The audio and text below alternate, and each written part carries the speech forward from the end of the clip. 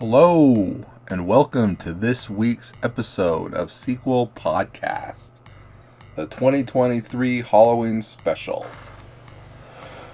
Featured in this episode are short story horror readings by the likes of myself, Jacob Rossi, Megan Norton, Grace Winters, Ryan Ruppert, Nomar Mendoza, and Cory Easley.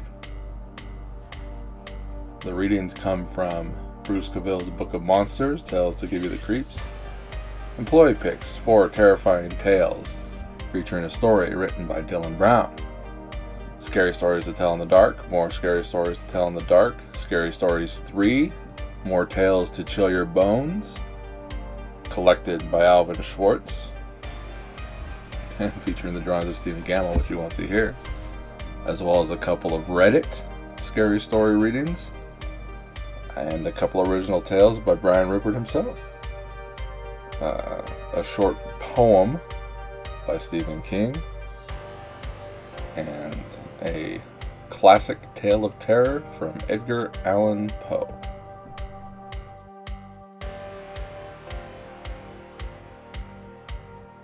Duffy's jacket. If my cousin Duffy had the brains of a turnip, it never would have happened. But as far as I'm concerned, Duffy makes a turnip look bright. My mother disagrees. According to her, Duffy is actually very bright. She claims the reason he's so scatterbrained is that he's too busy being brilliant inside his own head to remember everyday things. Maybe. But hanging around with Duffy means you spend a lot of time saying, "Your glasses, Duffy," or "Your coat, Duffy," or, well, you get the idea. A lot of 3-word sentences that start with "your" and with Duffy and have words like book, radio, wallet, or whatever it is that he's just put down and left behind. Stuck in the middle. Me, I think turnips are brighter. But since Duffy's my cousin, and since my mother and her sister are both single parents, we tend to do a lot of things together, like camping, which is how we got into the mess I want to tell you about. Personally, I thought camping was a big mistake. But since Mom and Aunt Elise are raising the 3 of us, me, Duffy, and my little sister Mary, on their own, they're convinced they have to do man stuff with us every once in a while.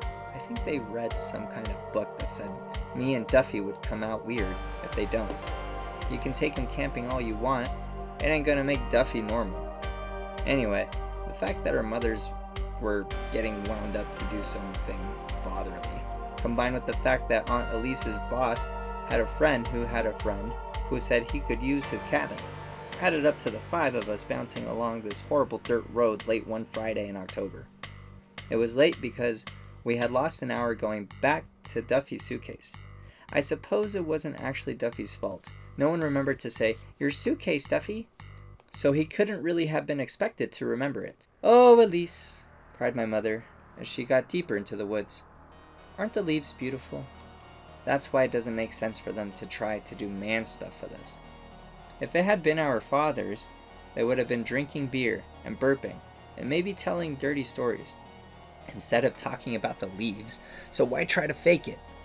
Anyway, we get to this cabin, which is about 18 million miles from nowhere, and to my surprise, it's not a cabin at all.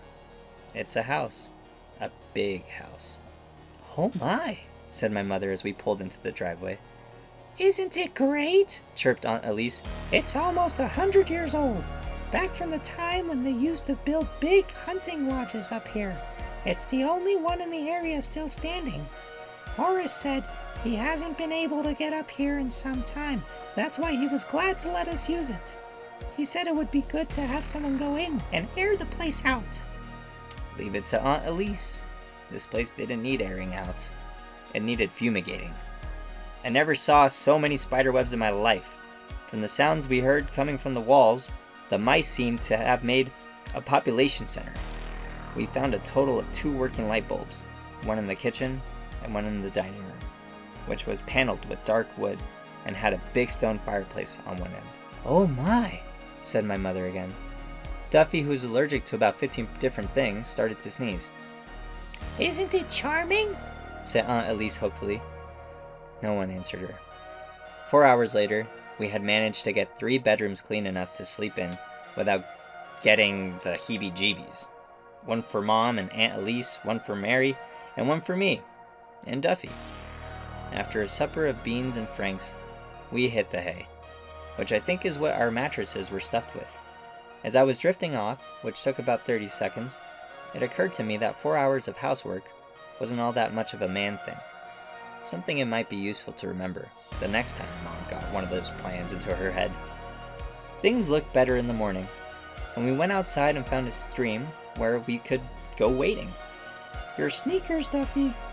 Later, we went back and started poking around the house, which really was enormous. That was when things started getting a little spooky.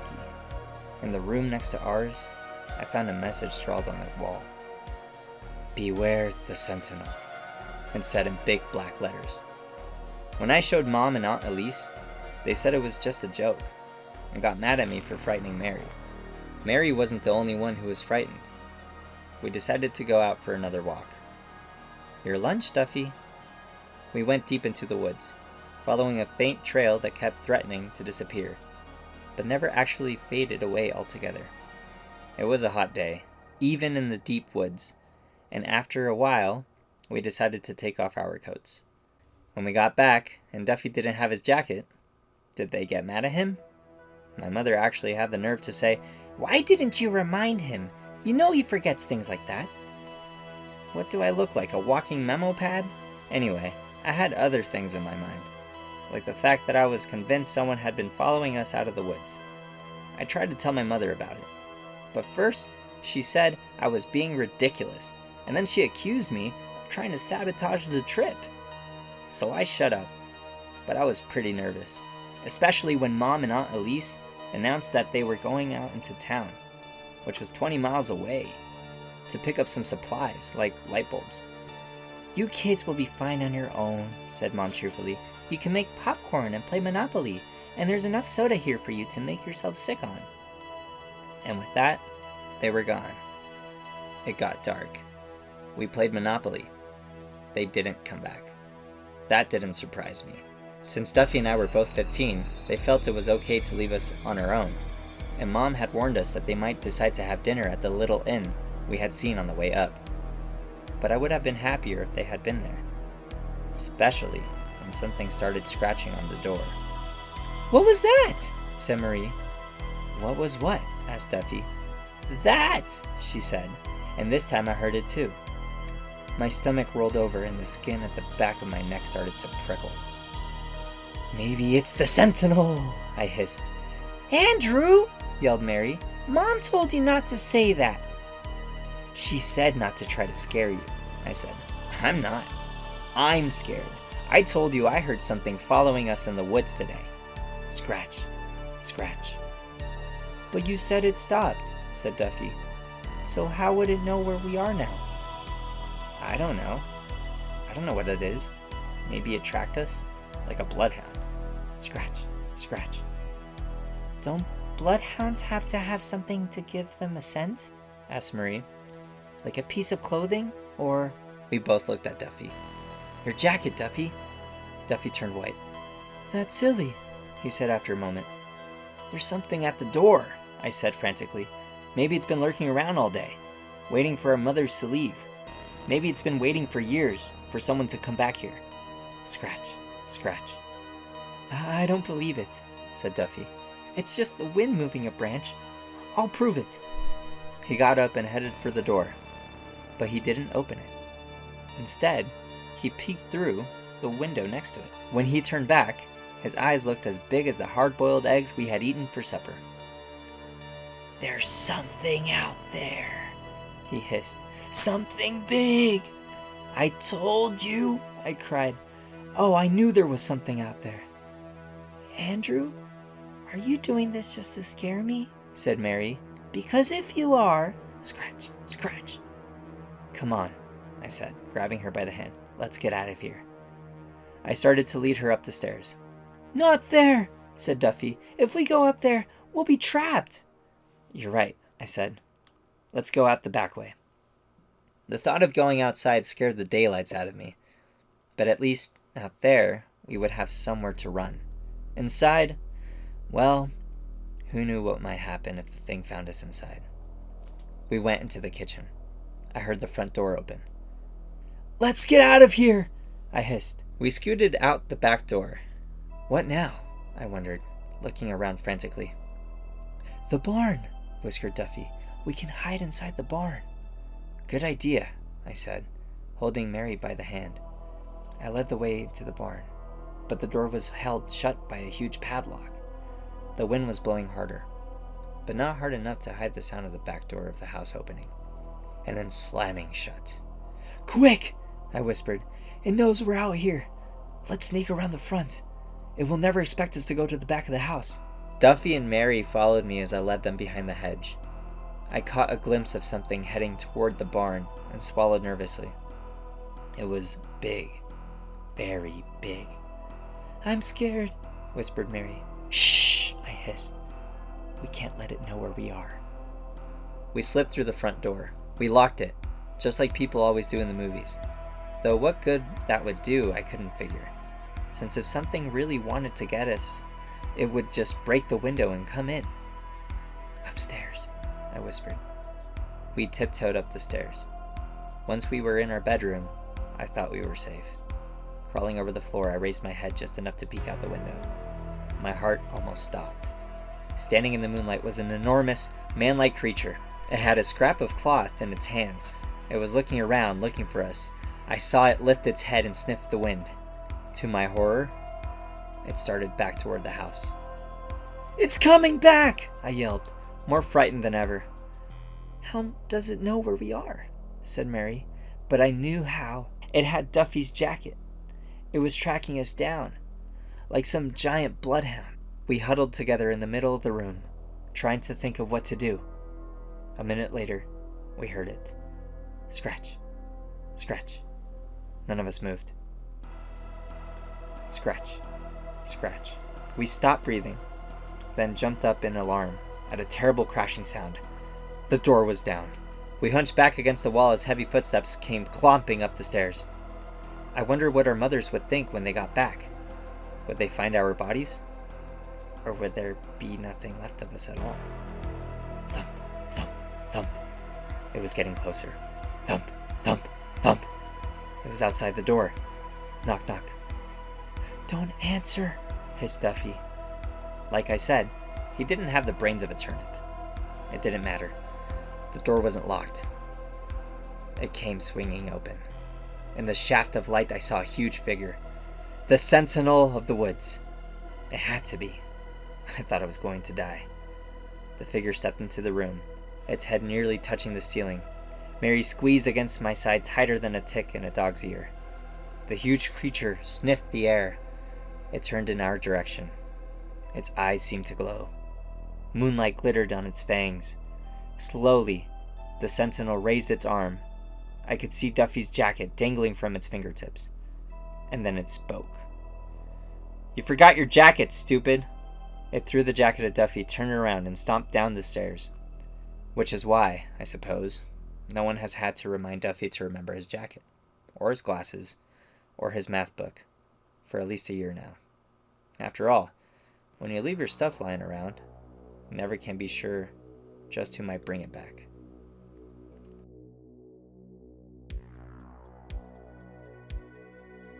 The White Satin Evening Gown. A young man invited a young woman to a formal dance, but she was very poor and she could not afford to buy the evening gown she needed for such an occasion. "Maybe you can rent a dress," her mother said, so she went to the pawn shop not far from where she lived. There she found a white satin evening gown in her size. She looked lovely in it and was able to rent it for very little. When she arrived at the dance with her friend, she was so attractive everyone wanted to meet her. She danced again and again and was having a wonderful time. But then she began to feel dizzy and faint, and she asked her friend to take her home. "I think I have danced too much," she told him. When she got home, she laid down on her bed. The next morning, her mother found that her daughter had died. The doctor did not understand what caused her death, so he had the coroner perform an autopsy. The coroner found that she had been poisoned by an embalming fluid. It had stopped her blood from flowing. There were traces of the fluid on her dress. He decided it had entered her skin when she perspired as she was dancing. The pawnbroker said he bought the dress from an undertaker's helper. It had been used in a funeral for another young woman, and the helper had stolen it just before she was buried.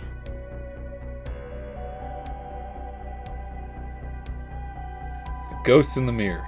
This is a scary game that young people sometimes play, trying to conjure up a ghost in their bathroom mirror. Many don't really believe that a ghost is going to appear, but they try to raise one anyway, for the fun and the excitement. Some are willing to settle for any ghost, but others have a particular ghost in mind. One of these is a ghost named Mary Worth, who also is known as Mary Jane and Bloody Mary. She is the heroine of an old comic strip, but some say she actually was a witch who was hanged at the infamous witch trials in Salem, Massachusetts in 1692. Another of these ghosts is La Llorona, the weeping woman who wanders the streets of cities and towns from Texas to California and throughout Mexico, looking for her lost child. Still another is Mary Wales, a young woman who is supposed to have been killed in a car accident in Indianapolis, Indiana, about 1965. Her ghost is one of the vanishing hitchhikers. It is said that again and again she thumbs a ride home in a passing car, then vanishes before she gets there. Here's how ghost hunters try to raise a ghost. 1. They find a quiet bathroom, close the door, and turn off the lights. 2. While they stare at their face in the mirror, they repeat the ghost's name, usually 47 times or 100 times. If any ghost will do, they say any ghost in place of a name. If they do manage to raise one, its face will slowly replace their face in the mirror. Some say a ghost is likely to be angry at being disturbed. If it gets angry enough, they say, it will try to shatter the mirror and come right into the room. But a player can always turn on the lights and send the ghost back to where it came from. And when that happens, the game is over.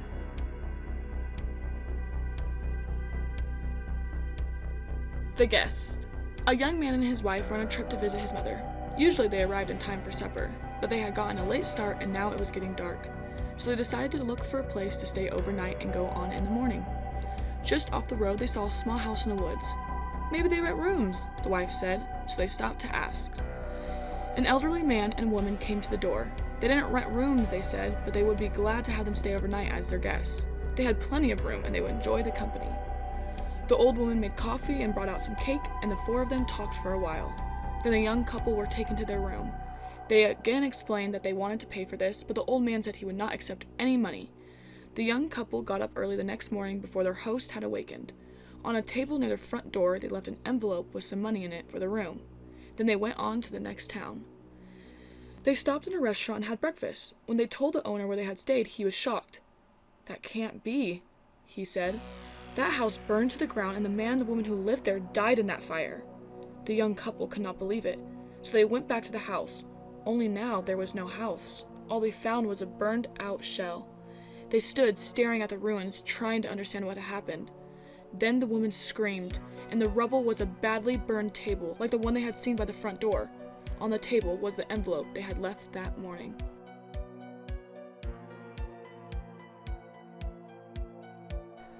Cold as clay. A farmer had a daughter for whom he cared more than anything on earth. She fell in love with a farmhand named Jim, but the farmer did not think Jim was good enough for his daughter. To keep them apart, he sent her to live with her uncle on the other side of the county. Soon after she left, Jim got sick, and he wasted away and died. Everyone said he died of a broken heart. The farmer felt so guilty about Jim's death he could not tell his daughter what had happened. She continued to think about Jim and the life they might have had together. One night, many weeks later, there was a knock on her uncle's door. When the girl opened the door, Jim was standing there.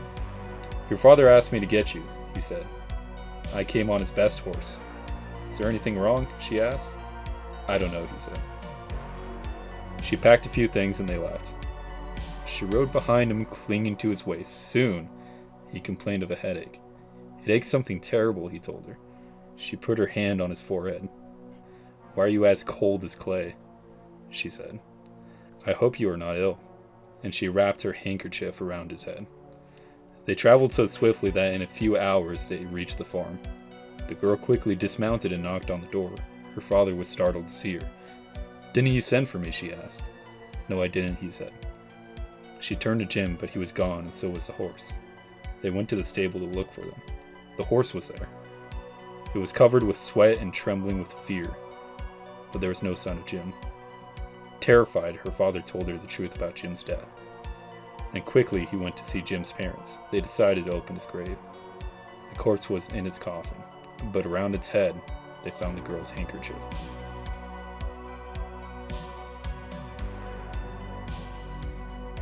The bus stop. Ed Cox was driving home from work in a rainstorm. While he waited for a traffic light to change, he saw a young woman standing alone at a bus stop. She had no umbrella and was soaking wet. "Are you going to Farmington?" he called. "Yes, I am," she said. "Would you like a ride home?" "I would," she said, and she got in. "My name is Joanna Finney. Thank you for rescuing me." "I'm Ed Cox," he said, "and you're welcome." On the way, they talked and talked. She told him about her family and her job and where she had gone to school, and he told her about himself. By the time they got to her house, the rain had stopped. "I'm glad it rained," Ed said. "Would you like to go out tomorrow after work?" "I'd love to," Joanna said. She asked him to meet her at the bus stop, since it was near her office. They had such a good time, they went out many times after that. Always they would meet at the bus stop, and off they would go. Ed liked her more each time he saw her. But one night, when they had a date to go out, Joanna did not appear. Ed waited at the bus stop for almost an hour. Maybe something is wrong, he thought, and he rode to her house in Farmington. An older woman came to the door. "I'm Ed Cox," he said. "Maybe Joanna told you about me. I had a date with her tonight. We were supposed to meet at the bus stop near her office, but she didn't show up. Is she all right?"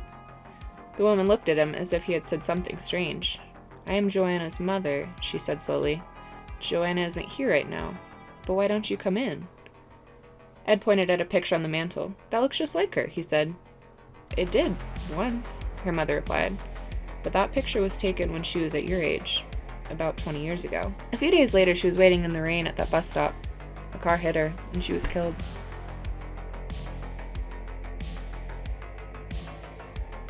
The monsters. I slammed the brakes on my car. Bags of fast food spilled to the floor. Half-filled containers carrying fries several days old litter across the powder blue mats on my car. My loyal companions, Wendy, my girlfriend, Ronald, a clown, and the Colonel. The light is on in my apartment, and I clutch the wheel with all my might. I know I turned the light off when I left. The only explanation is that my worst fears caught up with me. Behind the door of my apartment, the monsters are waiting for me. I park my car and I kill the engine. The battle I've been raging my entire life has reached its zenith. Behind the old wooden door of my apartment, blood will be shed. Finally, today, the blood will not be my own. Throughout my life, the monsters have caused me much pain. As a child, the monsters would lay with me at night and caress me. At certain points, I came to enjoy their touch. To this day, the sight of the monsters fills me with pleasure and pain. At one point, the monsters had put me into an interdimensional prison. In this dimension, everything was white. It was so septic and clean. I felt weightless in my prison. Eventually, I escaped and returned to my dimension anew. When I got out, who were the faces I saw? The monsters. They seemed so happy to see me, knowing they could begin the torment again. As quickly as I could, I ran away. I never stayed in one place for too long. I depend on the kindness of strangers to get me odd jobs. I currently have a job at the local gas station. It's not much, and sometimes the rain and the snow can make the days seem long. But there's a certain calm that comes with the job. I pump the gas and send those weary travelers on their way. Sometimes, I think I see one of my jailers from the other dimension, but I know they can't step foot into this world. My life was peaceful and quiet. My boss, Mr. Newton, passed away and he gave me his car. He even left me a place to stay as long as I needed, the side apartment of his house. My life was the best it had ever been. Then, the monsters came back. The monsters looked at me in my orange vest, gas pump in hand. If I had a light or a smoke on me, I'd have taken out the whole gas station, myself and the monsters. But it wasn't the right time. The monsters extracted information from me. They always do. I've been high alert since then, looking over my shoulder constantly. However, tonight is the night the monsters have invaded my personal space again. I stand in front of the old oak door on my side apartment. I take a deep sigh, knowing the fight that is soon to come. My hands tremble with fear as I turn the doorknob. I exhale a deep breath. My palms are clammy and cold. It's funny. I can pump gas in snowy weather for hours at a time, and the cold doesn't bother me at all. But opening this door, getting ready to face my literal demons, makes my blood run cold, and it sends a chill down my spine. I turn the doorknob, my hand shaking the entire time. I open the door, and I hear a blood-curdling scream. Surprise! The monsters are in my house. My mother and my father. My jailers are with them, along with some past co-workers. How they accumulated all those people together just shocks me. There's a multicolored banner that reads, "Happy birthday, Luca." "Hey, Luke, how are you?" A fat man with a double chin smacks me on the back. Under that fat face, I recognize him as a former childhood friend. I think about how great his head would be stuffed inside my freezer. My mom waddles over to me holding a birthday cake. There's the chorus of "Happy Birthday" ringing throughout my home. The monsters not only invaded my home, but they brought an army with them. I blow out the candles, a blank affect across my face. My mother asks me to cut the cake, and she hands me a knife. It's not the sharpest, but it will work. It worked on Mr. Newton a month ago. I grip the knife as tight as I can. Tonight is the last night I will ever deal with the monsters, one way or another.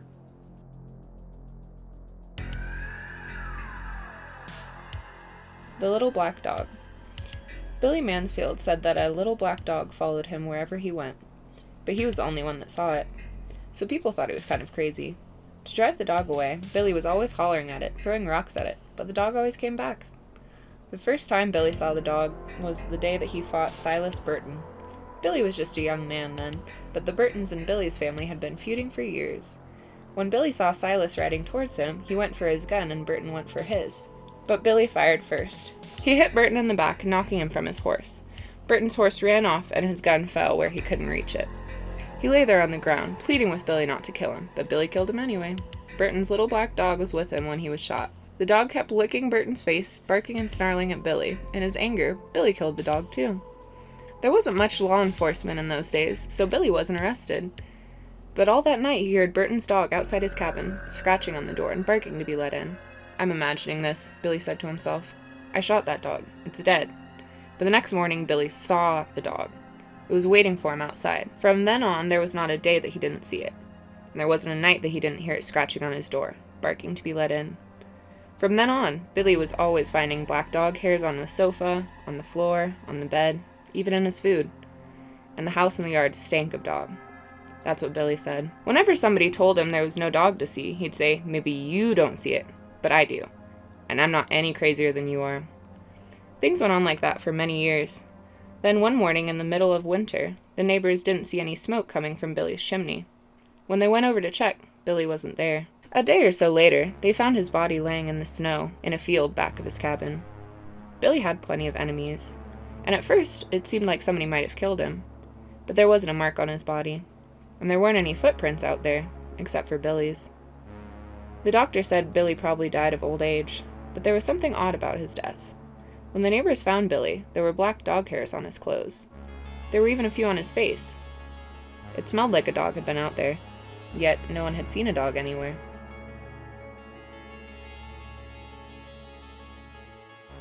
Paranoid. A chant. Can't go out no more. There's a man by the door in a raincoat, smoking a cigarette.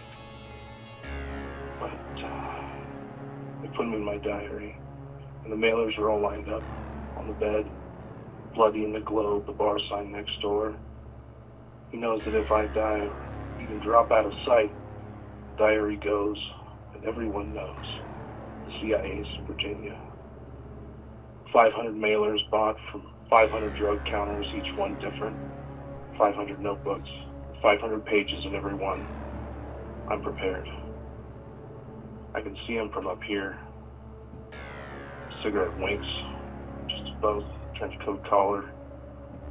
Somewhere there's a man on a subway, sitting under a black velvet ad, thinking my name. Men have discussed me in back rooms, but The phone rings. There's only dead breath. In the bar across the street, a snub-nosed revolver has changed hands in the men's room. Each bullet has my name on it. My name is written in back files and looked up in newspaper morgues. My mother's been investigated. Thank God she's dead. They have writing samples. Examine the back loops of P's, the crosses of T's. My brother's with them, did I tell you that? His wife is Russian and keeps asking me to fill out forms. I have it in my diary. Listen. Do listen. You must listen. In the rain, at the bus stop, black crows with black umbrellas pretend to look at their watches, but it's not raining. Their eyes are silver dollars, some of them scholars, in the pay of the FBI. Most are foreigners who pour through our streets. But I fooled them. I got off the bus at 25th and Lex, where a cabbie watched me over his newspaper. In the room above me, an old woman has an electric suction cup on her floor that sends out rays through my light fixture. And now I write in the dark. The bar signs glow. I'll tell you, I know. They sent me a dog with brown spots. And the radio, cobweb in its nose. I drowned it in the sink, wrote it up in a folder. Gamma. I don't look in the mailbox anymore. The green cards are letter bombs.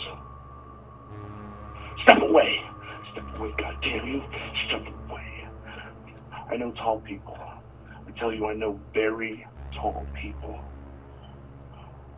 The luncheon is laid with talking fours. The waitress says it's salt, but I know arsenic when it's put before me. Yellow taste of mustard to mask the bitter odor of almonds. I've seen strange lights in the sky. Last night, a dark man with no face crawled through 9 miles of sewer to surface in my toilet, listening for phone calls through the cheap wood with chrome ears. I tell you, man, I hear. I saw his muddy handprints on the porcelain. I don't answer the phone now. Have I told you that? They're planning to flood the earth with sludge. They're planning break-ins. I've got physicians advocating weird sex positions. They're making addictive laxatives. Suppositories that burn. I know how to put out the sun with blowguns. I pack myself in ice. Have I told you that? It obviates their infrascopes. I know chance, and I wear charms. You think you may have me, but I could destroy you any second now. Any second now. Any second now. Would you like some coffee, my love? Did I tell you I can't go out no more? There's a man by the door in a raincoat.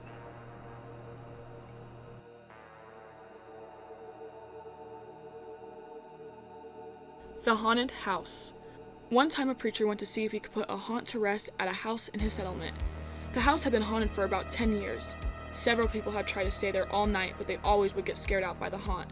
So this preacher took his Bible and went to the house, went on in, built himself a good fire and lit a lamp, sat there reading the Bible. Then just before midnight he heard something start up in the cellar, walking back and forth, back and forth. Then it sounded like someone was trying to scream and got choked off. Then there was a lot of thrashing around and struggling, and finally everything got quiet. The old preacher took up his Bible again, but before he could start reading, he heard footsteps coming up the cellar stairs. He sat watching the door to the cellar, and the footsteps kept coming closer and closer. He saw the doorknob turn, and when the door began to open, he jumped and hollered, "What do you want?" The door shut back easy-like, and there wasn't a sound. The preacher was trembling a little, but he finally opened the Bible and read a while. Then he got up and laid the book on the chair and went to mending the fire.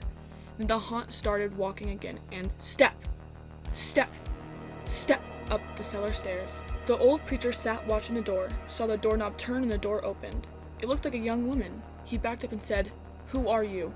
What do you want?" The haunt sort of swayed like she didn't know what to do. Then she just faded out.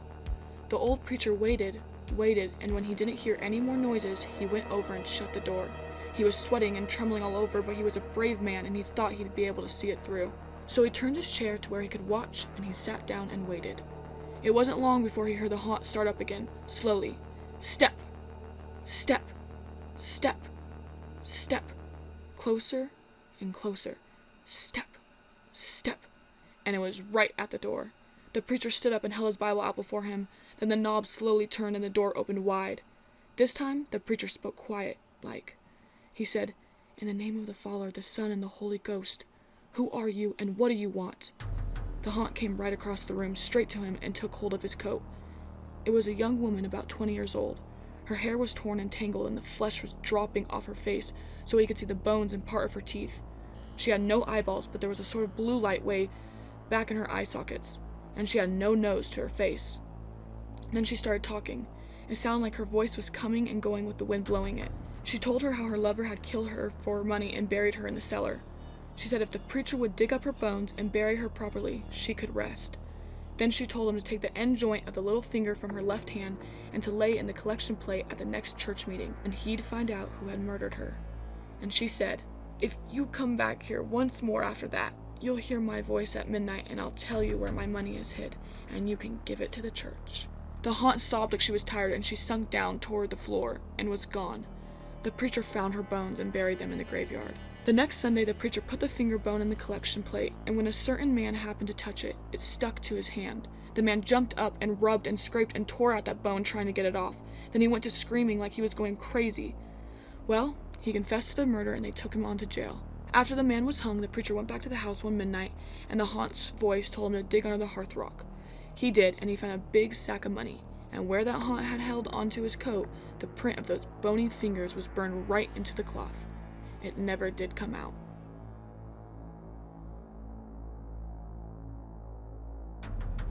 Such things happen.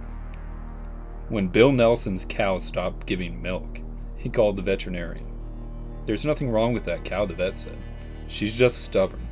That or some witch got a hold of her." Bill and the vet both laughed. "That old hag, Addie Fitch, I guess she's the closest we've got to a witch around here," the vet said. "But witches have gone out of style, haven't they?"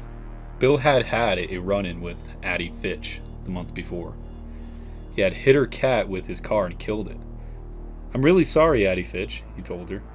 "I'll get you a new cat, just as pretty, just as good." Her eyes filled with hate. "I raised that cat from a kitten," she hissed. "I loved her. You'll be sorry for this, Bill Nelson." Bill sent her a new cat and heard nothing more. Then his cow stopped giving milk. Next, his old truck broke down. After that, his wife fell and broke her arm. "We're having a lot of bad luck," he thought. Then he thought, maybe it is Addie Fitch getting even. And then, "Hey! You don't believe in witches. You're just upset." But Bill's grandpa believed in witches. He had once told Bill that there was only one sure way to stop a witch from causing trouble. "You find a black walnut tree," he said, "and you draw her picture on it. Then you mark an X where her heart is, and drive a nail into the X. Every day you drive it in a little deeper. If she's causing the trouble," he said, "she'll feel pain. When she can't stand it anymore, she'll come to you or send somebody, try to borrow something. If you give her what she wants, that breaks the power of the nail, and she'll go on tormenting you. But if you don't, she'll have to stop, or the pain will kill her." That's what his nice, gentle, old grandpa believed. It's pure craziness, Bill thought. Of course his grandpa didn't have much schooling. Bill had been to college. He knew better. Then Bill's dog, Joe, a perfectly healthy dog, dropped dead. Just like that. It made Bill angry. Despite all his schooling, he thought, maybe it is Addie Fitch after all. He got a red crayon from his son's room, and a hammer and a nail, and went into the woods. He found a black walnut tree and drew a picture of Addie Fitch on it. He made an X where her heart was, like his grandpa had said to do. With the hammer, he drove the nail a little way into the X. Then he went home. "I feel like a fool," he told his wife. The next day, a boy named Timmy Logan came by. "Addie Fitch isn't feeling well," he said. "She wonders if she could borrow some sugar from you." Bill Nelson stared at Timmy in amazement. took a deep breath. "Tell her I'm sorry, but I don't have any sugar right now," he said. When Timmy Logan left, Bill went back to the walnut tree and drove the nail in another inch. The next day, the boy came back. "Addie Fitch is pretty sick," he said. "She's wondering if you've got any sugar yet." "Tell her I'm sorry," Bill Nelson said, "but I still don't have any." Bill went out into the woods and drove the nail in another inch. The following day, the boy was back. "Addie Fitch is getting sicker," he said. "She really needs some sugar." "Tell her I still don't have any," Bill answered. Bill's wife was angry. "You've got to stop this," she said. "If this mumbo-jumbo works, it's like murder." "I'll stop when she does," he said. Toward dusk, he stood in the yard staring at the ridge where the old lady lived, wondering what was going on up there. Then in the half-darkness, he saw Addie Fitch coming slowly down the hill toward him, with her pinched, bony face and her old black coat. She did look like a witch. As she got closer, Bill saw that she could barely walk. "Maybe I'm really hurting her," he thought. He ran to get his hammer to pull the nail out, but before he could leave, Addie Fitch was in the yard. Her face twisted with rage. "First you killed my cat," she said. "Then you wouldn't give me a bit of sugar when I needed it." She swore at him and fell dead at his feet.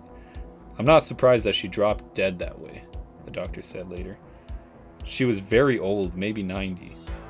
It was her heart, of course." "Some people thought she was a witch," Bill said. "I've heard that," the doctor said. "Somebody I know thought Addie Fitch had witched him." Bill went on. He drew a picture of her on a tree, and then drove a nail into it to make her stop.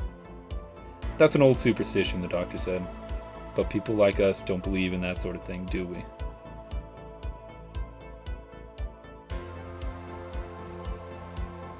The Dead Hand.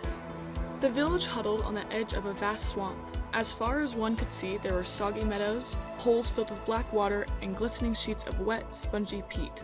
Skeletons of giant trees, snags that people called them, rose up out of the muck, their dead branches reaching out like long, twisted arms. During the day, the men in the village cut the peat and hauled it home to dry and sell for fuel. But when the sun went down and the wind, sighing and moaning, came in from the sea, the men were quick to leave. Strange creatures took over the swamp at night, and some even came into the village. That's what everyone said. People were so afraid they would not go out alone after dark. Young Tom Pattison was the only person in the village who did not believe in these creatures. On his way home from work, he'd whisper to his friends, "There's one," and they would jump and run, and Tom would laugh and laugh. Finally, some of his friends turned on him. "If you know so much," they said, "go back into the swamp some night and see what comes of it." "I'll do it," said Tom. "I work out there every day. Not once have I ever seen anything to frighten me. Why should it be different at night? Tomorrow night, I'll take my lantern and walk out to the willow snag. If I get scared and run, I'll never make fun of you again." The next night, the men went to Tom Pattison's house to see him on his way. Thick clouds covered the moon. It was the blackest of nights. When they arrived, Tom's mother was pleading with him not to go. "I'll be all right," he said. "There's nothing to be afraid of. Don't be foolish like the rest." He took his lantern and, singing to himself, headed down the spongy path toward the willow snag. Some of the young men wondered if Tom wasn't right. Maybe they were afraid of things that did not exist. A few decided to follow him and see for themselves, but they stayed far behind in case he ran into trouble. They were sure they saw dark shapes moving about, but Tom's lantern kept bobbing up and down, and Tom's songs kept floating back to them, and nothing happened. Finally, they caught a sight of the willow snag. There was Tom, standing in a circle of light, looking this way and that. All of a sudden, the wind blew out his lantern, and Tom stopped singing. The men stood stock still in the blackness, waiting for something awful to happen. The clouds shifted and the moon came out. There was Tom again, only now he had his back pushed up against the willow snag, and he had his arms out in front of him, as if he were fighting something off. From where the men stood, it looked like dark shapes were swirling in around him. Then the clouds covered the moon again. Once more, it was as black as pitch. When the moon came out again, Tom was hanging onto the willow snag with one arm. His other arm was stretched out in front of him, as if something was pulling it. It looked to the men as if a rotting, moldy hand with no arm, a dead hand, had grabbed Tom's hand. With one final wrench, whatever had hold of Tom jerked him into the muck. That's what the men said. When the clouds blotted out the moon once more, the men turned and ran through the blackness towards the village. Again and again they lost the path and fell into the muck and water holes. In the end, they crawled back on their hands and knees, but Tom Pattison was not with them. In the morning, the people searched everywhere for Tom. Finally, they gave up for lost. A few weeks later, toward evening, the villagers heard a cry. It was Tom's mother. She was rushing down the path in the swamp, shouting and waving. When she was sure the villagers had spotted her, she turned and ran back. Off they went after her. They found young Tom Pattison by the willow snag, groaning and gibbering as if he had lost his mind. He kept pointing with one hand at something only he could see. Where his other hand should have been, there was nothing but a ragged stump oozing blood. The hand had been ripped clean off. Everybody said it was the dead hand that had done it, but nobody really knows. Nobody will ever know except Tom Pattison, and he never spoke another word again.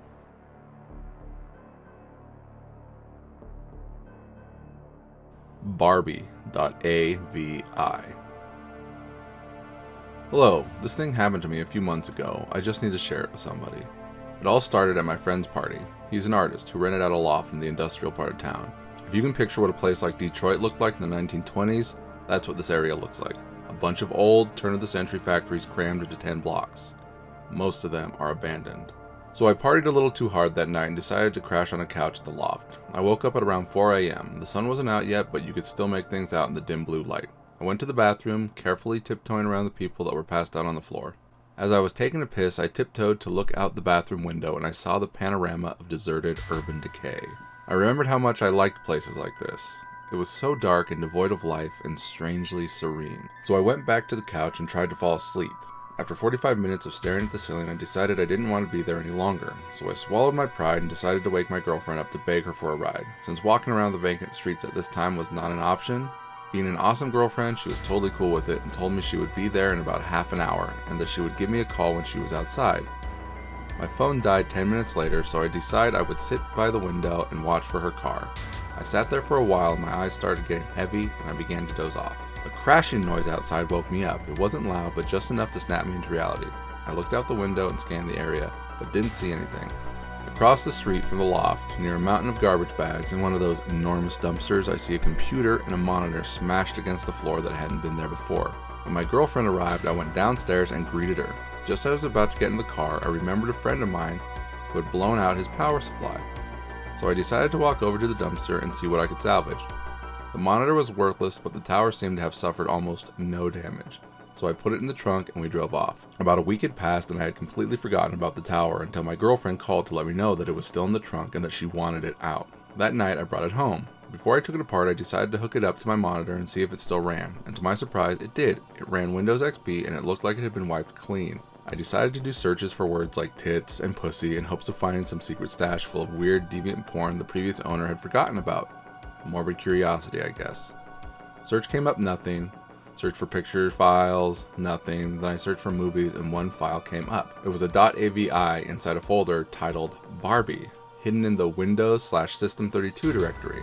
So I played it. Now, this is where it gets disturbing. The movie was about an hour long and was made up of what seemed like raw exported footage. The footage was of this woman sitting on a car and talking against a white backdrop. The footage was of this woman sitting on a chair and talking against a white backdrop. I skipped through most of the movie and it was all the same continuous shot. Then I decided to sit through the footage to find out what she was talking about. 15 seconds into the footage, the audio goes completely bad and her voice is drowned in harsh static/background noise. I couldn't make out a thing. So I imported the footage into Final Cut and tried to mess with the levels to isolate her voice. It helped a little, but I still couldn't hear what she was saying. I was intrigued now, and I began to really pay attention to her face and body language. It seems that she's being asked some kind of questions, because she stops at times to listen and then continues talking. About 15 minutes into the footage, her face begins to redden and contort as if the questions are bothering her, but she continues to answer them anyway. Shortly after she begins to cry, she sobs hysterically for the duration of the film. One of the few words I could lip read was skin. She repeats this word many times throughout the footage, and at one point she even pulls at the skin from her arm and mouths the word. She seems to be unhappy with her skin. There is much more I have to get off my chest, but it is getting late and I can't go on. I will share the rest tomorrow. God save my soul. It kept on building and building, and about 40 minutes in, she's crying so hard she can barely look at the camera. She stops talking at this point, and the rest of the footage is just her crying with her head down. Oddly enough, she doesn't get up or move. The screen just fades to black. I was fucking dumbfounded. I played the whole thing through many times that night, trying to find inflections and nuances in her movement that would reveal anything else about what was going on. I felt so dissatisfied. I wanted to know more. That's when I noticed that there was about 10 more minutes left on the timeline after the screen went black, and about 2 minutes in, there was more footage. The footage was extremely shaky, almost unwatchable, and depicted a pair of legs walking along train tracks. My guess is that the camera was accidentally left on as it was being carried somewhere. The person in this footage walks along the train tracks for about 6 minutes and then turns into the forest and walks over what looked like foliage flattened by a piece of plywood. The person continues on this makeshift plywood road until the movie clip ends. Now, my heart started beating with excitement because there were train tracks a few miles away that looked very similar to the one in the video. I had to check this out. I called up my friend Ezra. He's 6'4", 250 pounds of mostly muscle. I convinced him to go on a little adventure with me. I'm no pushover myself, but I felt if I was to go wandering in the woods looking for God knows what, extra muscle couldn't hurt. This whole idea of investigating this video had me so excited I couldn't sleep. The next morning, on a sunny Saturday, I took my flashlight, my camera, and my 7-inch K-bar with a matte black finish and serrated edge and went to pick up Ezra. When I got to his house, he wasn't even awake. When I woke him, he pretty much told me to fuck off. I was already packed and I had mentally prepared myself to do this, so I decided to go through with it without him. I parked my car at the train station, took my stuff, and hopped onto the tracks. After walking for about 2 hours, I saw a broken piece of plywood and my knees almost buckled with excitement. I searched the nearby foliage and there it was, a little plywood trail leading into the forest. I walked slowly along the trail, paying close attention to everything. I would stop occasionally, kneel down, and listen for anything or anyone, but it was so quiet. This was one of the most nerve-wracking things I've ever done. I didn't know what to expect at the end of this trail. The dense tree line gave way into a little island of grassy field, and then I saw it, a house being consumed by the forest. From the looks of it, no one had lived there for 20, maybe 30 years. I got my camera and snapped a few pics. A few yards away from the house was a tool shed made of rusty sheet metal. I just sat there among the trees for a while, absorbing everything. I didn't want to go into the open field. I had this bad feeling that something would see me. It took me a while to muster the courage to go up to the house. The door was partly open. I pushed it in with the flashlight and was relieved that the inside was actually very well lit. I put my flashlight away, got my camera, and took a few more pics. There was no furniture, the floor was riddled with bricks and wood and rubble, and some of the walls had huge holes in them. When I went in further to explore, I saw some things that I didn't pay much mind to in the moment, but now that I think about them in hindsight, they greatly disturbed me. The first thing that seemed a little odd was that one of the doors in the first room, that I presume led to the basement, seemed a little too new to be in this house. It was also the only door in the house that was locked. Also, when I made my way up to the second floor, I saw some chairs and a fold-up table that also seemed a little too new to be there. But what disturbed me the most for some reason was the bathroom. The dust on the mirror had been wiped away, and in the bathtub I saw a clear plastic tarp that still had water droplets on it from when I presume it was washed clean. That's when I heard something moan really loud. That's when I jumped the fuck out of the second story window and ran back to the tracks. Halfway there, I realized the moaning was most likely a water pipe expanding or contracting. And that little moment of relief gave into the horror which I felt when I wondered why the water would be running on an abandoned house in the middle of the fucking woods. It's been a little more than 2 months since this happened, and I haven't gone back there, nor do I plan to. The Pelican Man. For people who don't get it, people with BIID are known to get illegal operations because no doctor is going to amputate a healthy limb. It makes sense to me that the woman was being interviewed by probably unqualified surgeons who did the operation in the basement. Because she's already being interviewed having one arm, it's possible that it's the other arm that she wants removed too, but doctors won't do it. So the people interviewing her amputated it. And with the description of what was in the house, it might have been similar to what happened to Philip Bondi when he had an operation by John Ronald Brown. I do believe that the noise was just water, not moaning or screaming like some people believe. She wanted the surgery done, but like Philip Bondi, probably didn't make it. Maybe she was still suffering, like Philip did, and the computer was thrown out because they wanted to get rid of evidence of the illegal surgery they did. The water running was probably just cleanup. Maybe I'm reading too much into it.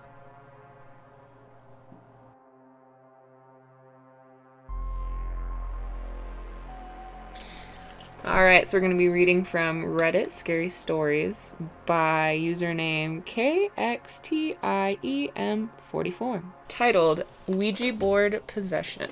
It was a dark, windy night when a group of close friends and I decided we would take out my brand new Ouija board to play with when they were staying the night.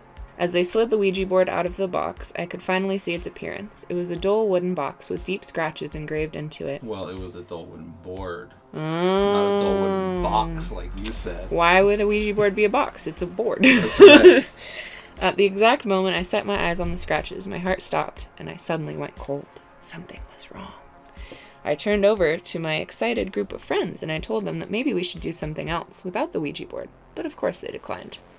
I still had a horrible feeling about the board, so I decided to stay out of the game for now, and they all laughed at me and called me a chicken for wussing out, but I could tell this wouldn't go well. One of my closest friends, Stacy's, picked up the Slowly picked the planchet. Planchet? What the fuck is a planchet? The planchet's She the little picked up the triangle planchet. thing. Yeah. Okay, spooky. Some were excited, but some were shaking, and I knew they must be feeling what I'm feeling, but they carried on with the game. Stacy cleared her throat, and in a confident voice she spoke, "Is anyone here with us?" A few minutes passed, and as soon as they were going to give up, the planchet slowly but surely moved over to the yes. All of my friends started to panic and accuse one another of moving it, but I didn't think anyone had. After everyone had calmed down, Stacy asked a question and the board replied. This continued for about an hour until the atmosphere in the room changed and suddenly went cold. The board was repeating figures of 8 over and over and over again until Stacy screamed at it, "What do you want?" The planchet paused and moved steadily to the Y and then the O and then the U. Immediately, Stacy grabbed her neck as if she was being strangled and started to cry. We all screamed and ran over to her to try to help her in any way we could, but as soon as we grabbed her arm, she stopped screaming and stared at us. Everything went silent, even the wind, and Stacy's eyes started to roll deep into the back of her head and her skin turned a bright white color. She smiled at us with the look of the devil and growled, "I'm watching you." Suddenly, at that moment, Stacy collapsed into a heap on the floor and was passed out for about 5 minutes until she woke up and started crying about a pain in her back. We lifted up her top and saw 3 deep, dark scratches across her ribcage, and blood was fuck.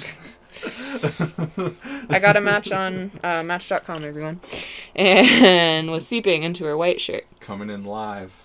Oh, let's see. Yeah. Fucking this story, they just like lifted her shirt up. And just 3 deep scratches. And then they're all super scared, so none of them slept that night, and in the morning, all my friends left as soon as the sun rose. I never saw them again, but I think they moved out of town. And I still have the Ouija board, and every so often I hear a voice that says, "I'm watching you."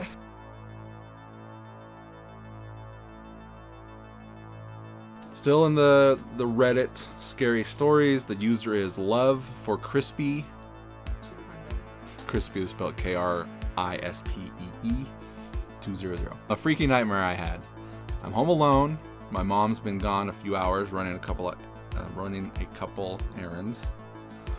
My attention is on my phone in my hands when suddenly I feel a little hungry. I get up and walk to the kitchen, which is right next to the living room I've been in for the last few hours. I grab a bag of chips. I walk back to the living room. I freeze.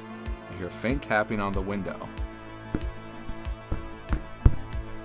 It's the middle of the night, but I can see the faint outside of a shady figure standing outside. I don't think that's what this person means, but I can see the faint outline of a shady figure standing outside. I want to run to close the curtains, but I'm rooted to the floor, and as quickly as it had come, I blinked and the tapping and the figure were gone. I feel a sudden, probably uneasiness. I feel sudden easiness. I had just forgotten the thing that had just happened a few seconds ago.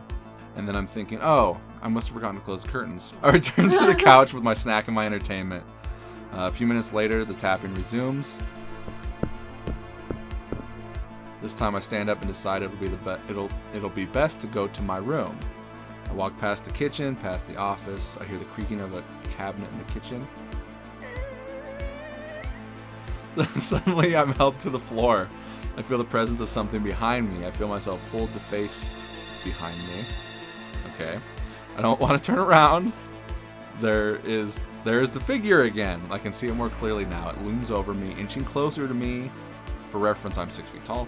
Then it's gone. I can move now. I run into my bedroom and lock the door. I close the 2 windows in my room, barricade the door with my bed. I grab my phone and send my location to the police.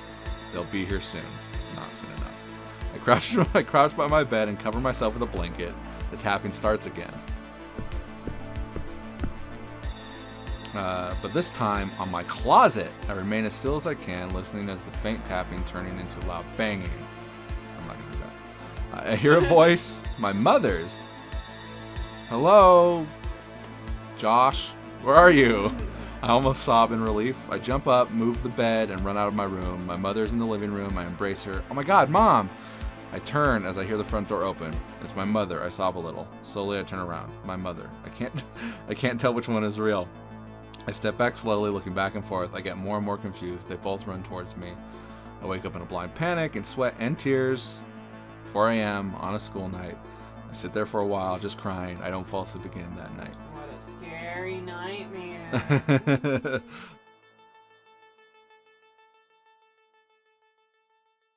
By Mother Stick 1383.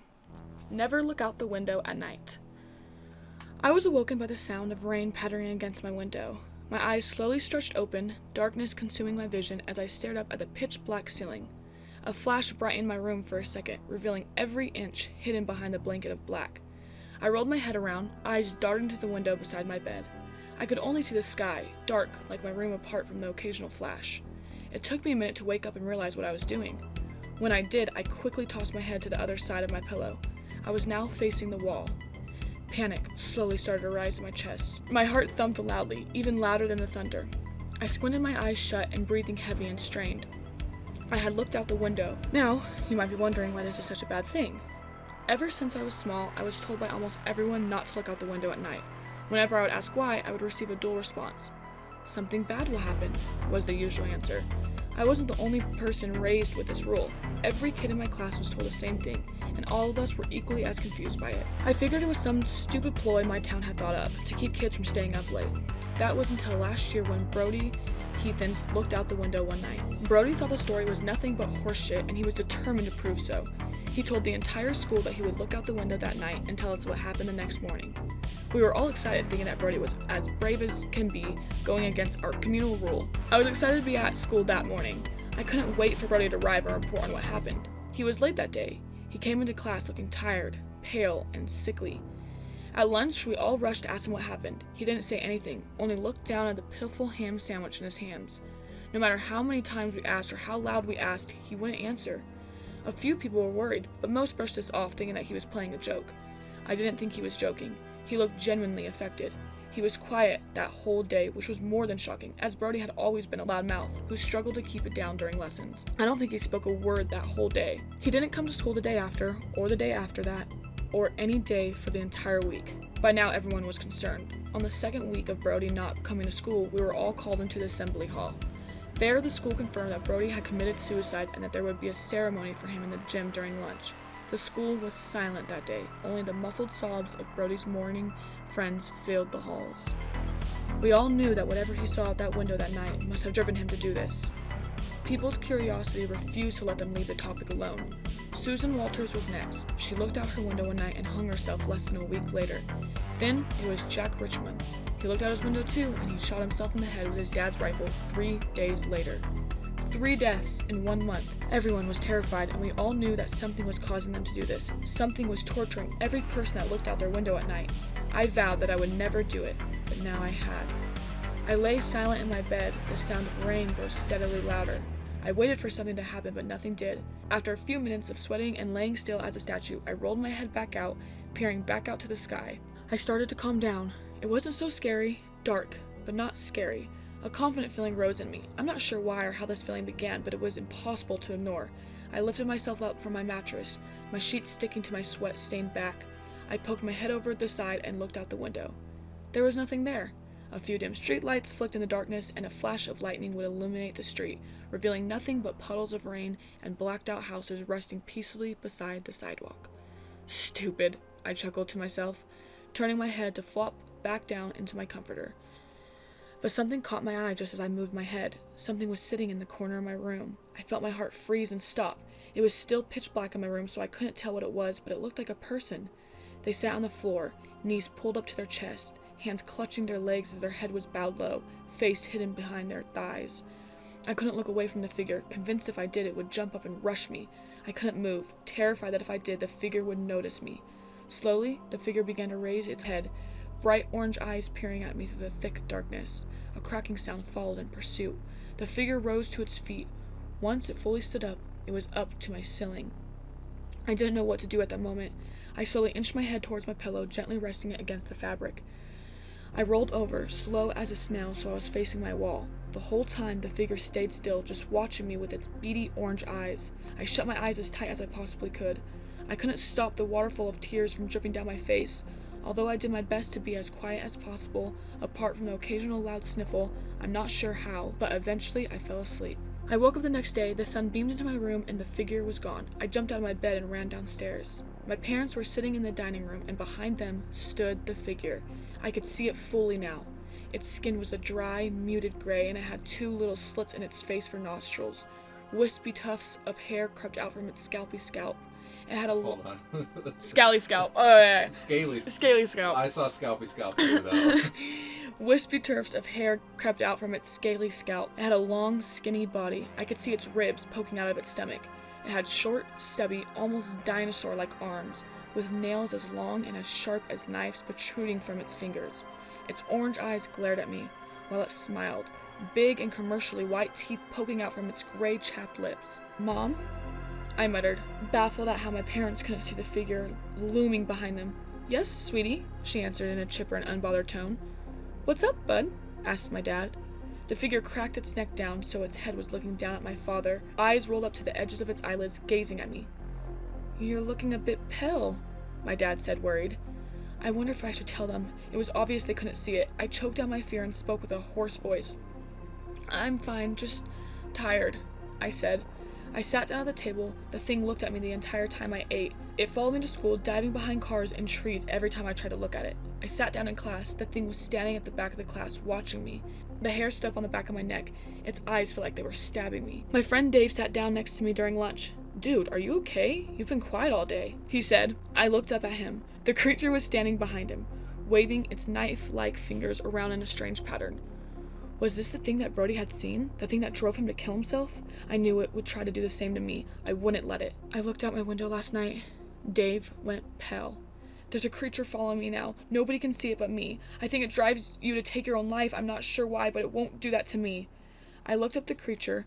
It was now snarling at me. I reached its hand up and clapped it down on Dave's head.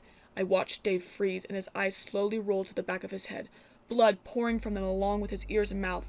I jumped to my feet, a nauseous pit rising in my stomach. Dave fell to the ground, staining the grass with cherry red blood.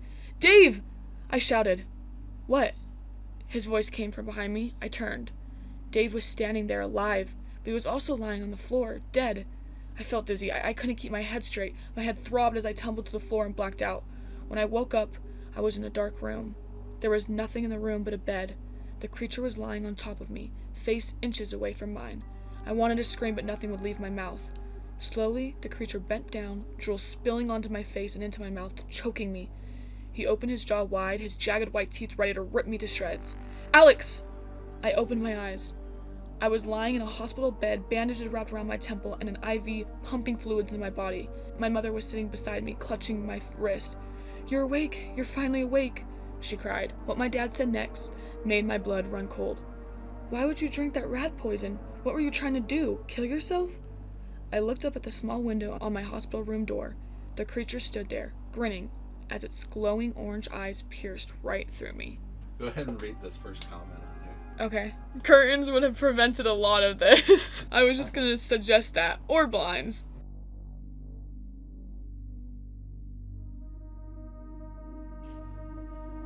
Hello, this is Brian Ruppert reading a story I wrote almost a decade ago for a writing class I had in college. I got an A in the class somehow. I don't know how, but this story is titled A Christmas to Remember. It was Christmas Eve and Will was sitting at his kitchen table. Christmas was always a big deal in his household. There were always tons of decorations and a feast every year. Some of his best memories occurred during Christmas. Looking around the table, he saw his family, his grandfather who was murmuring about how the Democrats have ruined everything, his younger sister brushing her golden hair out of her face as she took a selfie with her phone. 3 empty beer bottles were next to his father. "I'll be right back." His father got up and walked over to the refrigerator. The loud noise of a dubstep song came from Will's phone. Will looked down at his phone and saw the face of his girlfriend Sophie filling his screen. She was beautiful, with jet black hair, piercing green eyes, pointy nose, and bow tie lips. Will fidgeted in his seat and gave himself a scratch on his genitals. When Will saw the picture, he couldn't help but feel guilty. 2 nights ago, Will went out to a local club in New York City, the Silver Palace. The Silver Palace was infamous in New York City. If you were looking to have anonymous sex, this was the place to be. All you needed was the right connections. Will had been coming here at least once a week for months. He had become friendly with the entire staff. He had a reputation as an excellent tipper, and he had hoped it would finally gain him access to all the unlimited anonymous sex he could ever want. Will walked through the crowd, looking at all the fools buying girls drinks. After tonight, he'd never have to buy another girl a drink again. He was finally going to get exactly what he wanted, a never-ending supply of anonymous sexual partners. Will stepped foot into the washroom and gave a nod to the bathroom attendant, Ralph. Ralph nodded back and checked the various bathroom stalls to make sure they were alone. They were. Will pulled out a stack of $100 bills and handed them to Ralph. Ralph fanned them out and sniffed them. How Ralph could smell anything other than the rancid shit in the bathroom was beyond Will. Ralph walked over to a wall covered in graffiti and runny brown stains, and he moved the wall to the side. Inside was everything Will had ever wanted. All his erotic desires come to fruition. The space between the wall was pitch black, with 2 red track lights on each side of the wall guiding the way. Will took a deep breath and took his first step into the black. After his second step, the door shut behind him. The only light in Will's path now were the 2 red track lights. He continued following them down this long hallway for what felt like miles. With each step he took, his anticipation built. Everything about this experience was a huge turnoff for Will. Even the gross sticky floor that his sneakers clung to only made this night better. Finally, he came to the end of the hallway. There was a big white door scribbled with graffiti. Will opened it and stepped inside. Inside the room was a massive orgy. Everywhere Will looked, there were people having sex. No one seemed to notice him coming in. Will looked around the room and noticed all the flesh rubbing against each other. It was a lot for him to take in at first. The room was surprisingly clean, with white cushions and mats littered around the room. He saw a pile of clothes and walked over to them. He disrobed, dropping his clothes on top of a random pile. For a split second, he worried about his wallet, and then realized no one else seemed worried, and inside a room of New York City elite, he wasn't likely to be robbed. Will walked around the room looking for a partner. Eventually, he got used to stepping over other people's naked bodies. Then he saw her. She had blonde hair and was laying on her back awaiting anyone willing. Will looked at her breast and body, examining her closely. She wasn't really his type, but in a room where you're gonna fuck multiple people, does that actually matter? Will approached her and didn't even say anything. He kissed her on the mouth, and he could taste the mint gum she had chewed earlier. He was surprised by this, but then again, what was he actually expecting? Will started kissing her all over his body, his tongue lapping up the sweat on her body. Finally, Will inserted himself, and for 5 minutes, he was happy. And then, it was over. He rolled over recovering. The blonde got up, wiped herself off, walked over to another pile of people having sex, and joined in. Will looked at the ceiling of the room and exhaled. He thought about having more sex, but was satisfied with his first outing. Will gathered his belongings, got dressed, and walked up a staircase in the back marked exit. and emerged in an alley. While walking home, Will couldn't help but feel how silly this whole thing had been. Will had put in months of work, and then literally spent 5 minutes having sex. Maybe he was wrong, he thought. The sex with the blonde wasn't even as good as it was with Sophie. If this sex wasn't as good as the sex with Sophie, would it ever be? Maybe he just wasn't cut out for this. As Will walked back to the train, he made up his mind. This lifestyle wasn't for him. Will was going to propose to Sophie on Christmas Day and put this little stint behind him. He was excited at the prospect of settling down, having kids. If I have a boy, I'll name him Will. That's a good, strong name, he thought. Will smiled as he walked down the street, thinking about the prospect of raising a son. Went Will's phone. "Are you going to answer that or not?" said Will's sister. Will gave her a dirty look and pressed the phone to his ear. "Hey, babe," he said coolly. "Merry Christmas, honey," said Sophie. "What'd you get me, Soph?" "You'll have to wait till Christmas to open it," she teased. "Fine. I got you something too, babe. Something really special," Will said as he fidgeted with the engagement ring in his pocket.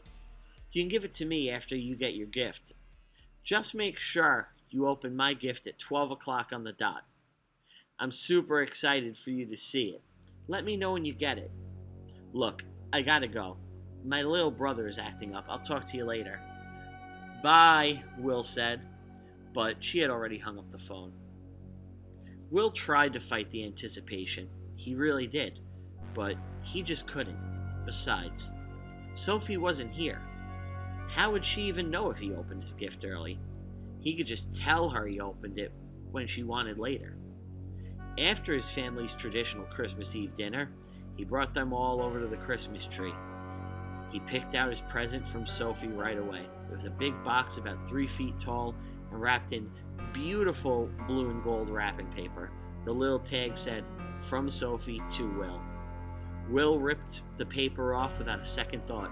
He tore off the lid of the box, and inside was a note on top of a smaller box that read, "My naughty boy, you're opening your present early this year, aren't you?" Will read the note aloud to his family, and they all had a good laugh. Will opened the smaller box, and inside was another note, and an even smaller box.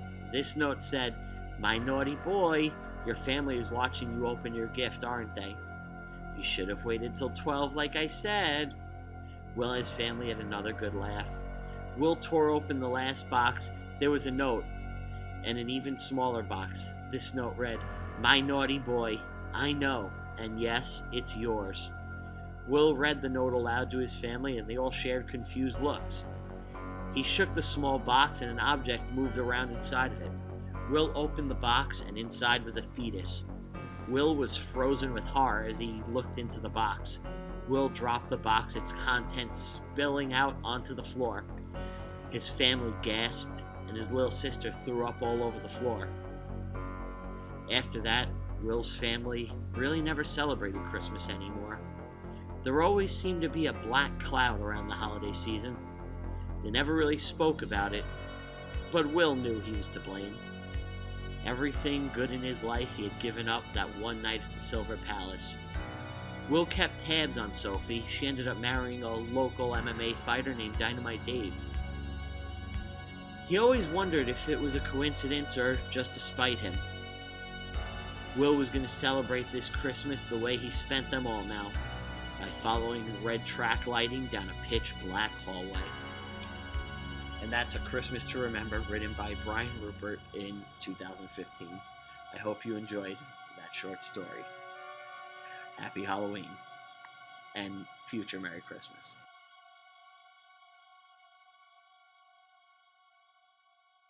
The Telltale Heart by Edgar Allan Poe. True. Nervous, very, very dreadfully nervous I had been and am. But why will you say that I am mad? The disease had sharpened my senses, not destroyed, not dulled them. Above all was the sense of hearing acute. I heard all things in the heaven and the earth. I heard many things in hell. How then am I mad? Hearken, and observe how healthily, how calmly I can tell you the whole story. It is impossible to say how first the idea entered my brain. but once conceived, it haunted me day and night. Object, there was none. Passion, there was none. I loved the old man. He had never wronged me. He had never given me insult. For his gold I had no desire. I think it was his eye. Yes, it was this.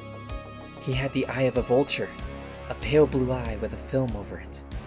Whenever it fell upon me, my blood ran cold. And so, by degrees, very gradually, I made up my mind to take the life of the old man, and thus rid myself of the eye forever. Now this is the point.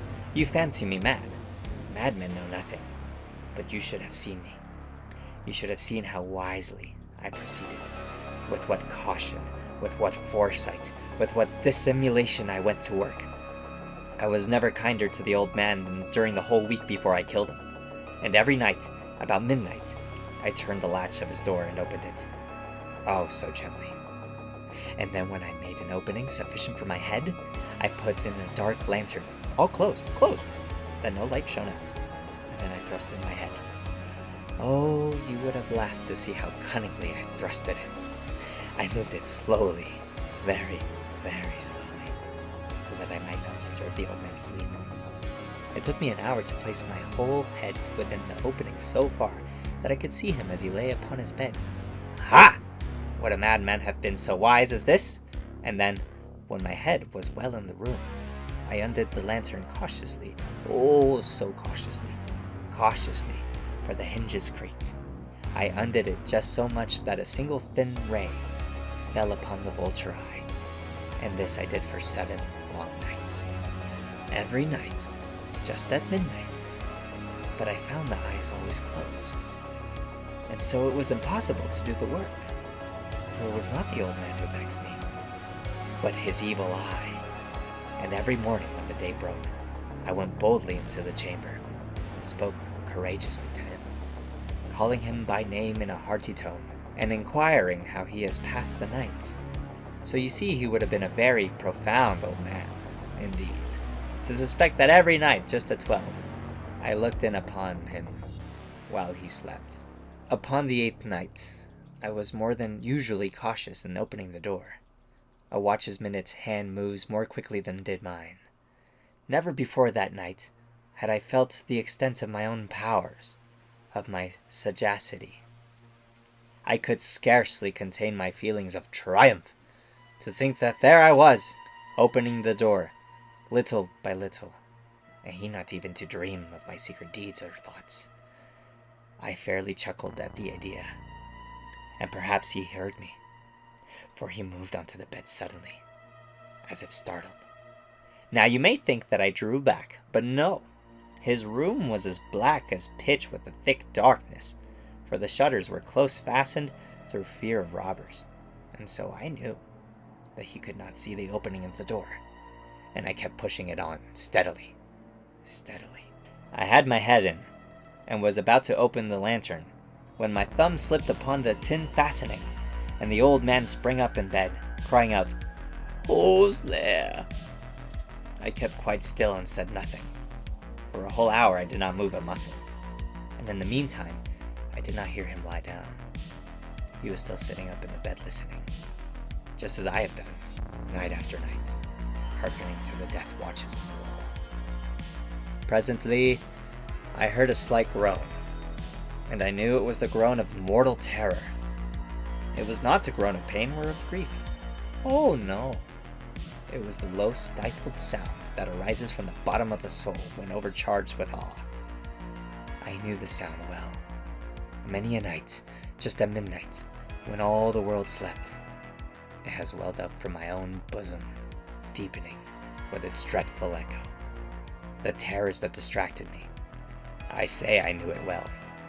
I knew what the old man felt, and pitied him, although I chuckled at heart. I knew that he had been lying awake ever since the first slight noise. When he had turned in the bed, his fears had been ever since growing upon him. He had been trying to fancy them causeless, but could not. He had been saying to himself, "It is nothing but the wind in the chimney. It is only a mouse crossing the floor." Or, "It is merely a cricket which has made a single chirp." Yes, he had been trying to comfort himself with these suppositions, but he had found all in vain. All in vain, because death, in approaching him, had stalked with his black shadow before him and enveloped the victim. And it was the mournful influence of the unperceived shadow that caused him to feel, although he neither saw nor heard, to feel the presence of my head within the room. When I had waited a long time very patiently without hearing him lie down, I resolved to open a very, very little crevice in the lantern. So I opened it. You cannot imagine how stealthily, until at length a simple dim ray, like the thread of a spider, shot from out the crevice and fell full upon the vulture eye. It was open, wide open, and I grew furious as I gazed upon it. I saw it with perfect distinctness, all a dull blue, with a hideous veil over it that chilled the very marrow in my bones. But I could see nothing else of the old man's face or person, for I had directed the ray as if by instinct, precisely upon the damned spot. And have I not told you that what you mistake for madness is but over-acuteness of the sense? Now I say, there came to my ears a low, dull, quick sound, such as a watch makes when enveloped in cotton. I knew that sound well, too. It was the beating of the old man's heart. It increased my fury, as the beating of a drum stimulates the soldier into courage. But even yet I refrained and kept still. I scarcely breathed. I held the lantern motionless. I tried how steadily I could maintain the ray upon the eve. Meantime, the hellish tattoo of the heart increased. It grew quicker, and louder every instant. The old man's terror must have been extreme. It grew louder, I say louder every moment. Do you mark me well? I have told you that I am nervous. So I am. And now at the dead hour of the night, amid the dreadful silence of that old house, so strange a noise as this excited me to uncontrollable terror. Yet, for some minutes longer, I refrained and stood still. But the beating grew louder. I thought the heart must burst. And now a new anxiety seized me. The sound would be heard by a neighbor. The old man's hour had come. With a loud yell, I threw open the lantern and leaped into the room. He shrieked once only. In an instant, I dragged him to the floor and pulled the heavy bed over him. I then smiled gaily to find the deed so far done, but for many minutes, the heart beat on with a muffled sound. This, however, did not vex me. It would not be heard through the wall. At length, it ceased. The old man was dead. I removed the bed and examined the corpse. Yes, he was stone dead. I placed my hand upon the heart and held it there many minutes. There was no pulsation. He was stone dead. His eye would trouble me no more. If still you think me mad, you will think so no longer when I describe the wise precautions I took for the concealment of the body. The night waned, and I worked hastily, but in silence. First of all, I dismembered the corpse. I cut off the head and the arms and the legs. I then took up 3 planks from the flooring of the chamber, and deposited all between the scantlings. I then replaced the boards so cleverly, so cunningly, that no human eye, not even his, could have detected anything wrong. There was nothing to wash out. No stain of any kind. No blood spot whatever. I had been too wary for that. A tub had caught all. Ha! Ah! When I had made an end of these labors, it was 4 o'clock, still dark as midnight. As the bells sounded the hour, there came a knocking at the street door. I went down to open it with a light heart. For what had I now to fear? There entered 3 men, who introduced themselves with perfect suavity as officers of the police. A shriek had been heard by a neighbor during the night. Suspicion of foul play had been aroused. Information had been lodged at the police office, and they, the officers, had been deputed to search the premises. I smiled. For what had I to fear? I bade the gentleman welcome. The shriek, I said, was my own in a dream. The old man, I mentioned, was absent in the country. I took my visitors all over the house. I bade them search well. I led them, at length, to his chamber. I showed them his treasures, secure, undisturbed. In the enthusiasm of my confidence, I brought chairs into the room, and desired them here to rest from their fatigues, while I myself, in the wild audacity of my perfect triumph, placed my own seat upon the very spot beneath which reposed the corpse of the victim. The officers were satisfied. My manner had convinced them. I was singularly at ease. They sat, and while I answered cheerily, they chatted of familiar things. But ere long, I felt myself getting pale, and wished them gone. My head ached. I fancied a ringing in my ears. But still they sat, and still chatted. The ringing became more distinct. It continued, and became more distinct. I talked more freely to get rid of the feeling, but it continued and gained definiteness, until, at length, I found that the noise was not within my ears. No doubt, I now grew very pale, but I talked more fluently, and with a heightened voice. Yet the sound increased, and what could I do? It was low, dull, quick sound, much such a sound as a watch makes when enveloped in cotton. I gasped for breath, and yet the officers heard it not. I talked more quickly, more vehemently, but the noise steadily increased. I arose and argued about trifles in a high key and with violent gesticulations, but the noise steadily increased. Why would they not be gone? I paced the floors to and fro and with heavy strides as if excited to fury by the observations of the men, but the noise steadily increased. Oh God, what could I do? I foamed, I raved, I swore, I swung the chair upon which I had been sitting and grated it upon the boards, but the noise arose over all and continually increased. It grew louder, louder, louder, and still the men chatted pleasantly and smiled. Was it possible they heard not? Almighty God! No, no! They heard! They suspected, they knew! They were making a mockery of my horror! This I thought, and this I think. But anything was better than this agony. Anything was more tolerable than this derision. I could bear those hypocritical smiles no longer. I felt that I must scream or die. And now, again, hark! Louder, louder, louder, louder. Villains! I shrieked. Dissemble no more! I admit the deed. Tear up the planks. Here, here! It is the beating of his hideous heart.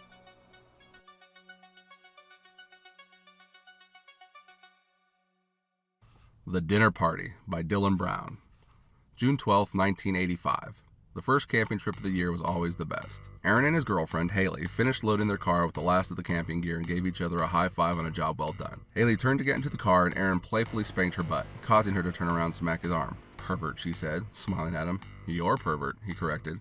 They were going camping with their friends. Haley's best friend Camille and her boyfriend Jackson, their mutual friend Paul, and Erica, Aaron's ex-girlfriend whom he'd stayed close with after their breakup, and especially after her brother had died in a car accident 2 years before, in 1983.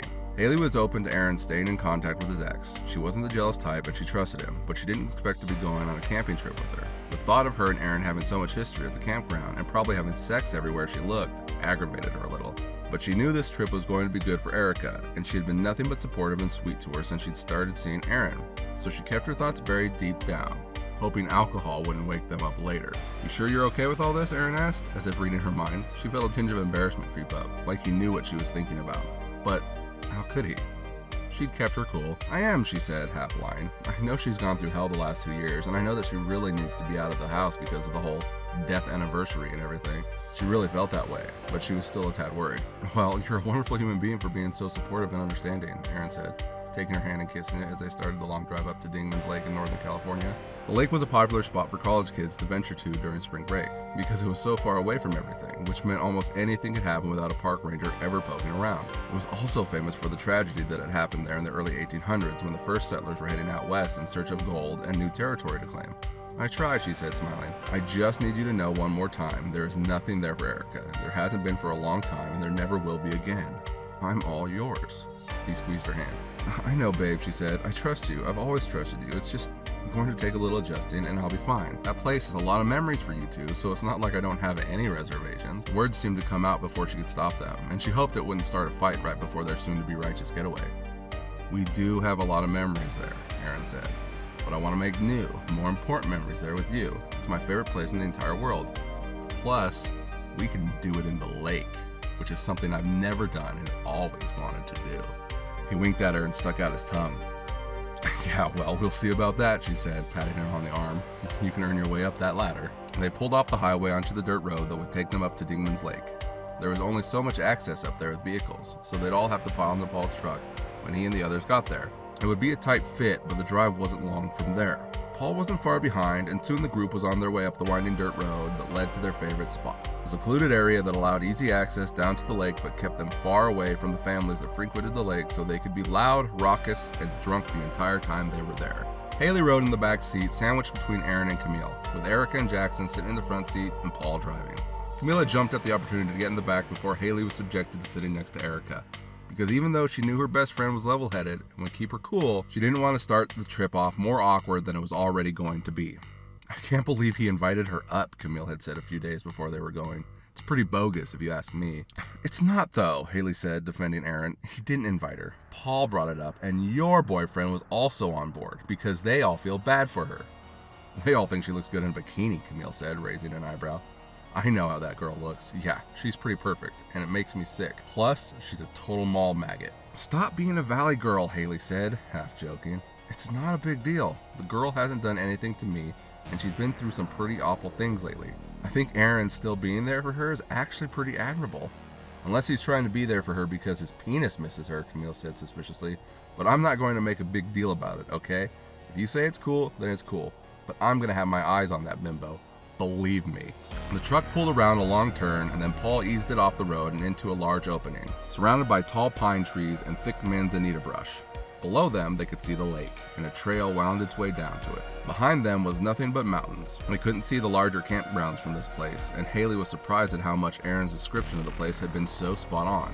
It really was like stepping foot onto a painting. Time to pitch some tents, boys, Paul said. Oh, and also set up the tents for sleeping. He burped and laughed at his childish joke, and Jackson and Aaron just waved him off. Hey, Aaron, he said. Can I talk to you real quick? Yeah, dude, of course, Aaron said, walking off to the side of Paul. So, I know it's pretty mental with your new girl and your old girl here and everything, Paul started. It's really not, though, Aaron corrected. It's not a big deal. Okay, well, that's good. Then you won't mind if I try and sleep with Erica this weekend. He gritted his teeth and sucked in air, making a hissing sound. I'm going with Haley, so what Erica does is none of my business. He put his hands on Paul's shoulders. But to be honest, dude, you're gonna need to find a magic lamp to make that wish come true. He patted Paul, who scoffed at him, and then started back towards the group to start setting up camp. So I know there's got to be a good scary story about this place, Haley said as they sat around the campfire. The boys had a pyramid of beer cans started and were already showing signs of getting to the point of not being able to walk in a straight line. And the girls were passing around a bag of cheap wine that they pulled out of the box. You gotta slap that bag before you drink, Paul instructed them, but Camille just rolled her eyes and took a long swig before closing the spout and handing it off to Erica. There actually is, Erica said. I'm not good at telling stories, though. So I guess that's my cue, Aaron said, smiling at her. She smiled back, and Haley just laughed lightly and then took the wine from her and took a huge gulp. I can tell it, Jackson said, standing up and wobbling around. You can't even say your ABCs, Camille scolded. Sit your ass down. You just got whooped, boy, Paul said, laughing obnoxiously. I'm gonna drown you in the lake by the end of this weekend, Jackson said, pointing a finger at Paul's face, to which Paul swatted at, nearly falling out of his chair. Shut up so I can tell the story, Aaron said. Haley, since this is your first time, you have to make the sacrifice. What? Haley looked around nervously with the group all staring at her. Sacrifice? You'll understand by the end of the story, Erica said. Go ahead, babe. The group suddenly got quiet, and all eyes were on her, and Aaron just sat silent for a moment before looking at Haley uncomfortably. Oh my God, Erica said, putting her hand over her mouth. I'm so sorry. I don't know. I'm so sorry. She got up and ran from the campfire and past the tents into the woods. I can break her nose for you, Camille said, standing up and looking at Haley for permission. No way. That bimbo did not just say that right now. It's fine, Haley said. Stop. Just don't make a bad situation even worse. I'll go talk to her. Sweetheart, Aaron said, trying to stop Haley. We can just go. This was a bad idea. I feel like a jerk.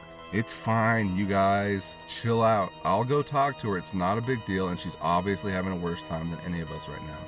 Just let me go check on her. Haley went into the woods after her. You're dating a damn saint, Camille said, looking at Aaron. Stupid idea to bring your damn ex out here with your new girl. What a space cadet. Shut your ass, Camille. Jackson would have more fun here without you anyway.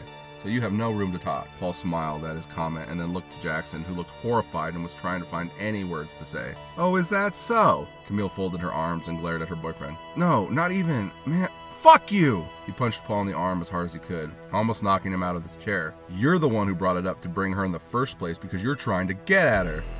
Pervert, Camille said. Hey, don't blame me because she spazzed out, Paul said, slurring his words. Did you all just shut up? This is supposed to be a bitchin' weekend, and you're already all making this a trip from hell. Just chill out and stop saying dumb shit, Aaron said, slapping Paul on the back of the head. In the trees, past where they'd left the truck, Erica crouched beside a large pine and cried into her knees. She had never felt embarrassed like this before, and she didn't know why she bothered coming on the trip. A voice called out to her, Erica! It was Haley, coming through the trees and walking towards her with her hands in her pocket. I'm sorry, Erica said, wiping tears from her cheeks. I don't know why I said that. The wine talking, Haley offered, giving a weak smile. Why are you so cool? Erica looked up at her with a solemn face. You could have easily told them not to invite me, and now you're up here talking to me after the most embarrassing moment of my life? I don't have any bad feelings towards you, Haley said, kneeling down. I'm sure by some kind of current girlfriend code I'm supposed to, but I don't, she sighed. Aaron's a pretty good guy, isn't he? He is, Erica said, hugging her knees against her chest. He's always checked on me after the crash. I don't still like him, you know? Haley felt a sense of relief wash over her, though she wasn't sure if Erica was just telling her what she wanted to hear. Still, it was a relief. He's just familiar, she continued, to a simpler time when I still had my brother. But that's all that was back there. Just having a hard time letting go of the past. You never have to let go of the past, Haley said, reassuring her. I know the circumstances, and if staying close to Aaron gives you some comfort, I'm totally okay with it. Maybe we can become friends too. Erica smiled at her and nodded her head. Thanks, Haley, she said, standing up and putting out her arms for a hug. Haley hugged her back, feeling like a weight was lifted off of both of them. She knew this girl didn't have any bad intentions. She could tell she was just trying to hold on to a bit of happiness that she had after such a horrific loss.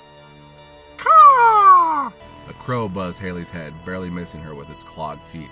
Shit, she said, ducking down, and the bird circled quickly and landed on the ground, hopping around. She could tell something was wrong with it. Its eyes weren't right. Milky, lifeless, dead. Get out of here, Erica tossed a rock at the bird, making it scamper off. What was wrong with it? Haley asked. What do you mean? Its eyes. They didn't look real. They were white. Probably just old, Erica said with a tinge of nervousness to her voice.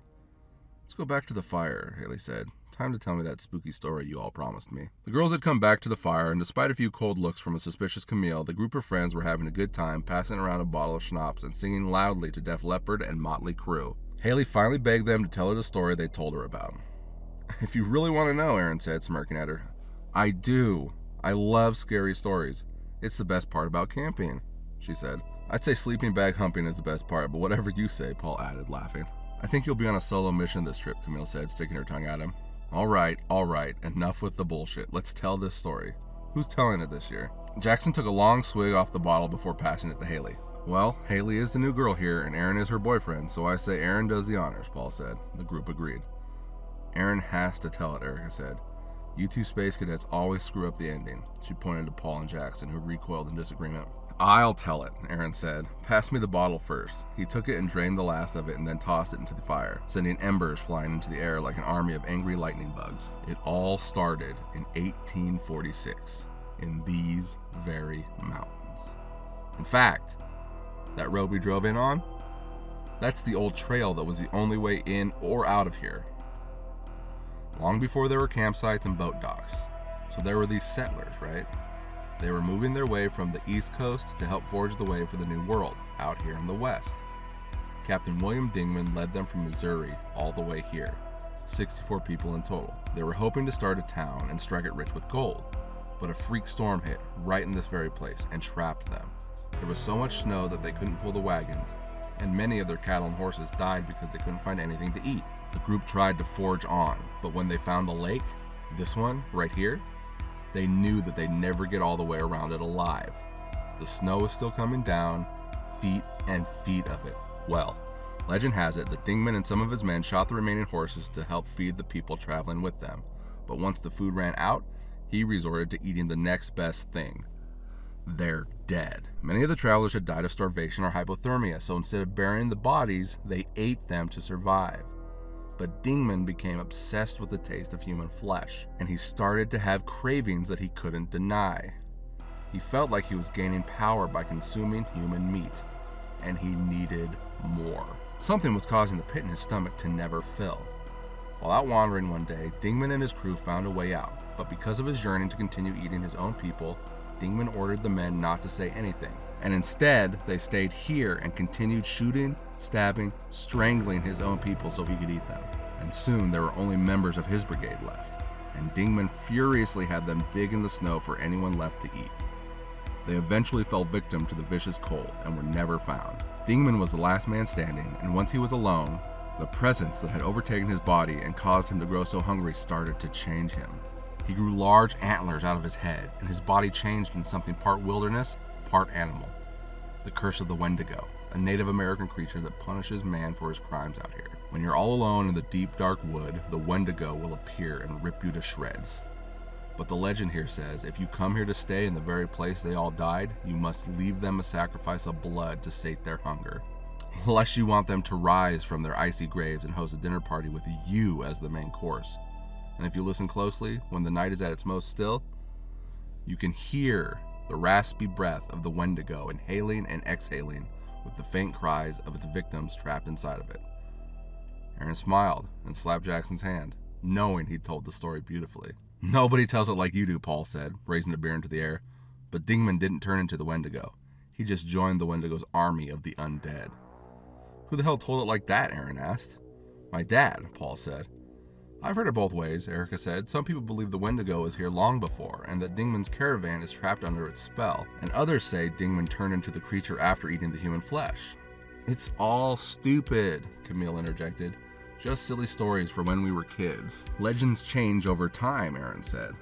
I guess the next group of kids to come up here for the first time will have their own version of it. As long as the sacrifice is made, who really cares, right? Maybe the sacrifice is just part of a stupid retelling that none of us should have believed, Camille said. The group fell silent for a moment, and Haley could tell something was chewing at them. What? Camille continued. We don't know for sure if there's any merit to that stupid idea. What if... Now don't get all offended that I'm messing with your precious little ghost story, but what if cutting ourselves actually makes it worse? What if the blood summons the devil or something? The group looked at her for a moment. That's ridiculous, Erica muttered. Well, however it's told, it doesn't matter to Dingman. Paul sloppily poured it into his mouth and let it run all over his face and shirt. Erica just rolled her eyes at the pig. It's tradition, Erica whispered in Aaron's direction.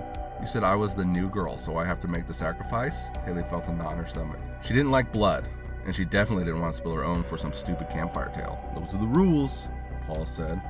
This is so stupid, Camille said. No, you don't have to slice yourself up. Actually, she does, Jackson said. Every one of us has done it on our first outing up here. Even you have one, Camille. Camille looked at the thin scar that ran across the palm of her hand and closed her fist around it. Yeah, well, it was a stupid thing to do, Camille said. Plus, we were 13 years old. Nobody believes in this silly crap anymore. It's bogus. Don't listen to them. Haley seemed relieved that at least she had Camille on her side, but she didn't like the way Erica was keeping her gaze focused on the fire. She seemed bothered by something. Maybe it was still the embarrassment of the events earlier. Still, something didn't feel right. I've had enough campfire stories, Aaron said. Nobody has to make a blood sacrifice. He winked at Haley, and she let out a sigh of relief, which made the rest of them laugh. It's time to drain the main vein, though. He got up and stumbled away from the fire into the darkness. They could hear the splashing of his piss hitting the ground, and Camille scoffed at it. Such an awful story for a place that looks so beautiful, Haley said, breaking the silence. The most dangerous things are always the most beautiful, Jackson added, looking at Camille and blowing her a kiss. That was some grade A cheese, she said, unable to control a wide smile that spread across her face. But I like cheese. Time to join me in the tent, Spaz. Sweet! Jackson jumped to his feet and slung his arm over Camille's shoulder as they made their way to the tent. If the tent's a rockin', don't come a-knockin', he exclaimed. Oh, barf me out, Paul jeered back at them. Give her one for me, though, will ya? Paul watched them disappear inside and then looked at Erica, who was still seated near the campfire. So, Erica, he started. My tent's got extra room in it if you want to stay in there tonight. His voice cracked. She looked up at him and then over to Aaron, who broke her gaze quickly and looked at Haley. I guess, Erica started, but Aaron cut her off. You can crash with Haley in our tent if you want. I can stay with Paul. He could feel Paul's glare burning through the back of his skull, but he didn't care. Erica was never comfortable around Paul, even when the two were dating, and he didn't want to subject her to his drunk advances all night inside his tent. It's fine, she said, surprising him and making Paul whip his head around. I'd like to stay with you tonight, Paul. She offered him a smile. Oh, wow, okay, Paul said, eyes wide with excitement. Yeah, well, let me go grab the extra blanket from the truck and I'll see you inside. He silently mouthed, fuck you, to Aaron before heading off into the darkness. Erica looked at Aaron and Haley for a moment before standing up from the... Want to tell me what the hell that was all about? Haley stood, crossing her arms and staring at Aaron, who immediately took a defensive stance. Haley, it's not like that, he pleaded. I just know how Paul can be, and you didn't want him to sleep with your ex-girlfriend who called you babe earlier, and who you invited up here to come camping with us. She laughed and threw her hands up in the air. I don't get it, Aaron. I've been more than welcoming of her being here in her current situation. I've tried to keep it cool. I don't know any other girl that would be okay with their boyfriend's ex hanging around like this. But here I am, and yet here we are. You're still acting like you two are dating. I've seen the looks at each other all night. You're obviously not over each other. Now, wait a minute, Aaron protested. You were the one who insisted it was fine if she came along, even when I asked if you were sure. And you were the one who went to comfort her in the woods after she embarrassed herself. And you are the one who just proved to me that you're not ready to move on, Haley said, turning around and walking away from the fire. Haley, wait! Aaron started after her, but she turned and swatted his hand away when he tried to grab her shoulder. Don't, she said. Don't. I'm sleeping in Paul's car tonight. She turned and continued walking away, leaving Aaron standing there, trying to figure out what to say. Paul and Erica laid next to each other, staring up at the roof of the tent, and listened awkwardly as Camille moaned out and Jackson grunted, skin slapping skin in what seemed like a never-ending sexual decathlon. Just as they heard what they thought was Jackson's climactic moment ending in a loud, the two started up again. Well, this is extremely awkward, Paul said, trying to cut the tension. Erica laughed and agreed. You know, he finally gathered the courage to say, we could always give them a taste of their own medicine. He couldn't believe he'd just said that. Did you really think that would work with me, Paul? Erica sat up and looked down at him. You've known me for a long time.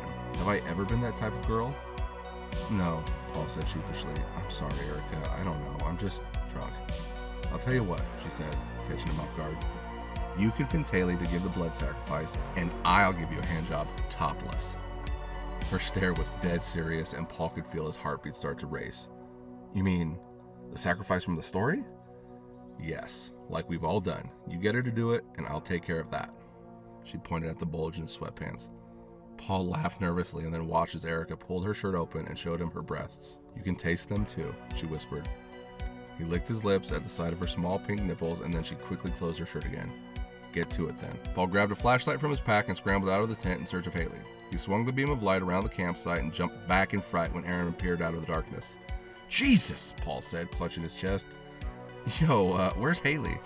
She's totally pissed at me, Aaron said. She's sleeping in your car tonight. Why?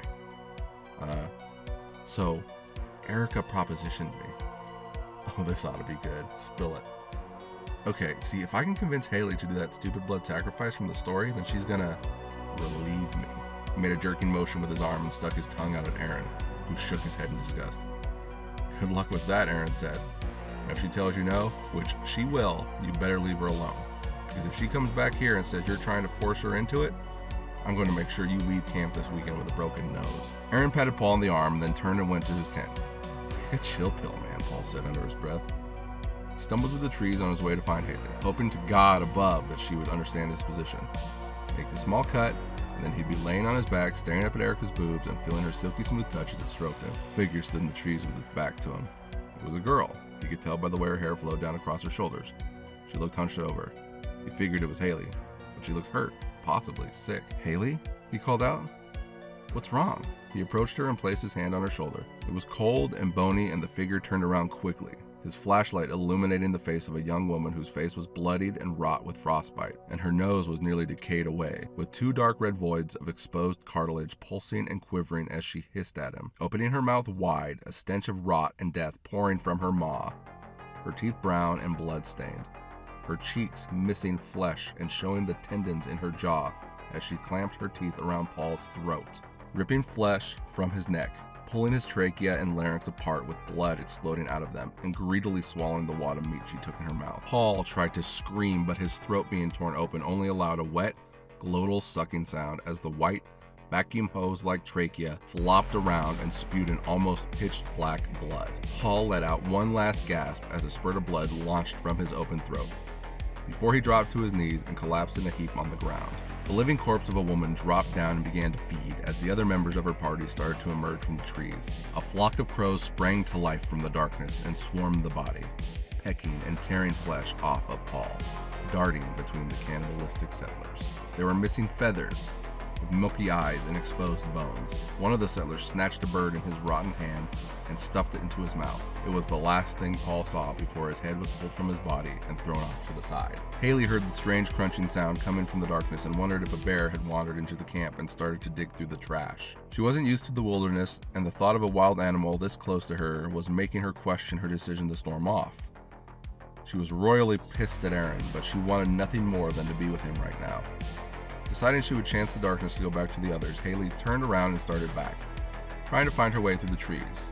She could hear footsteps as if the fellow campers had all suddenly decided to get up and walk around, and she could see figures milling about, but she couldn't make any of them out.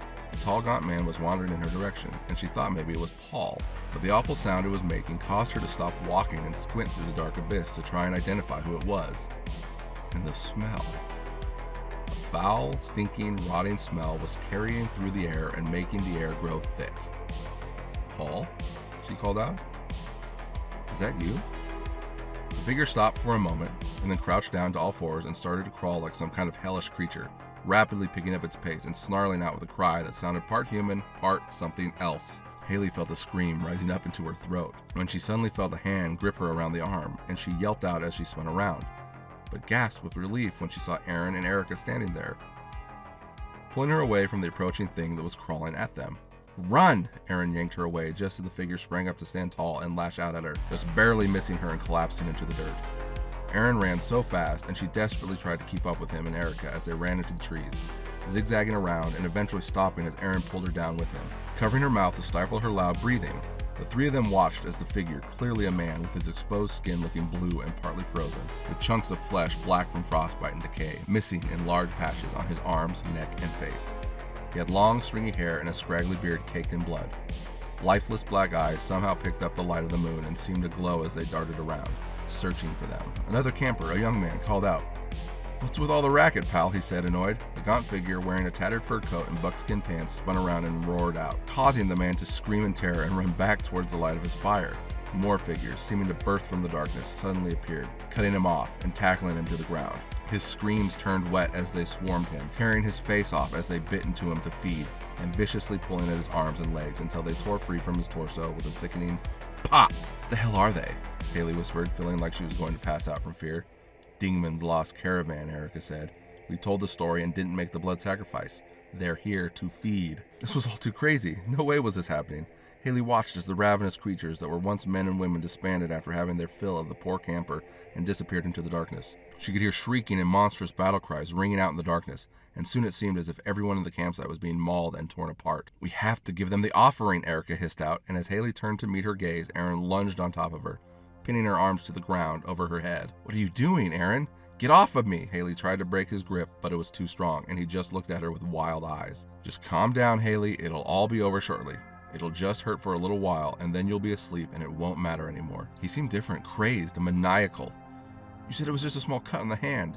"It's too late for that," Erica screamed, climbing over and straddling her, seated in front of Aaron. "You have to give them all of your blood. It's the only way to give them what they want." Haley watched as Erica raised both hands over her head, a large blade in her grasp, glinting in the moonlight.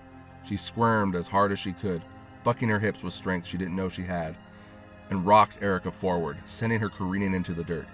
Aaron fell to the side, and Haley kicked him in the face as hard as she could, hearing his nose crack and break, and causing him to yelp out in pain. She spun around to her belly and pushed herself up, just as Erica was climbing back to her feet, and then ducked and dodged the flailing attack coming at her.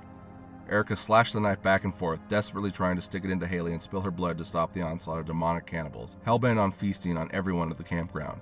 Haley fell back again, this time onto her back, and Erica came down on her, trying to slam the blade into her chest, but Haley kicked her in the gut, causing her to stagger back. Getting up, Haley started to run towards the tent, hoping to find Camille and Jackson. but she stopped when she heard the cracking and splintering of tree trunks and felt pine needles coming crashing down on her. She saw the trees rock and sway as if something was ripping them down, and a deep, raspy bellow roared out into the night. Thunderous footsteps crashed down on a creature 15 feet tall, gaunt and emaciated, with parts human, animal, and forest fused together in an unholy aberration. The creature stepped into the light of the moon, enough for Haley to see its hideous face, something that was part human, as if wearing the skin of a man as a mask, that hung loosely over the skull of a deer, with gigantic antlers sprouting upwards and jutting back, like the crown of 1,000 evils sitting atop its head. Erica and Aaron both stood in front of it, and Haley wanted to call out to her boyfriend, even though he just tried to sacrifice her. But the creature reached down and grabbed Erica, picking her up and then throwing her back onto the ground, smashing her body into an unnatural mess of bone and flesh before bringing one of the thin legs that ended in some kind of cross between a cloven hoof and a human foot down onto her, grinding her into a puddle. Erica! Aaron started toward the mess that used to be his ex-girlfriend, and the deer thing from the woods slammed its skeletal arm down into his screaming mouth, passing through his throat and blowing it open, reaching down into his guts and eventually tearing through his colon and out into the dirt. The creature stared at the shuddering and gagging figure before it, cocking its head and roaring out, its yellowed fangs dripping saliva and blood. Using its other hand, the creature gripped Aaron's left side and peeled him in half, like the skin of a banana. Haley screamed, and the creature roared out into the air before turning and grabbing the psychotic cannibals nearest it and skewering them onto its bony, antlered crown. She turned and ran into the campsite, looking for Camille, stopping as a woman ran frantically towards her with a group of decrepit and savage members of Dingman's caravan gnawing at her heels. She could see the tent just up ahead, but it was torn open, and the lower half of Jackson was sprawled out in the dirt with a coil of thick, wet intestines springing out of it. Camille was screaming inside the tent, and as Haley got closer, she could see two children, both frostbitten and dead behind the eyes, fighting over Camille's severed leg. She couldn't believe what was happening. This was everything of a nightmare pouring into the real world. The blood sacrifice. All of this was happening because she hadn't made a stupid sacrifice. It was just a little cut.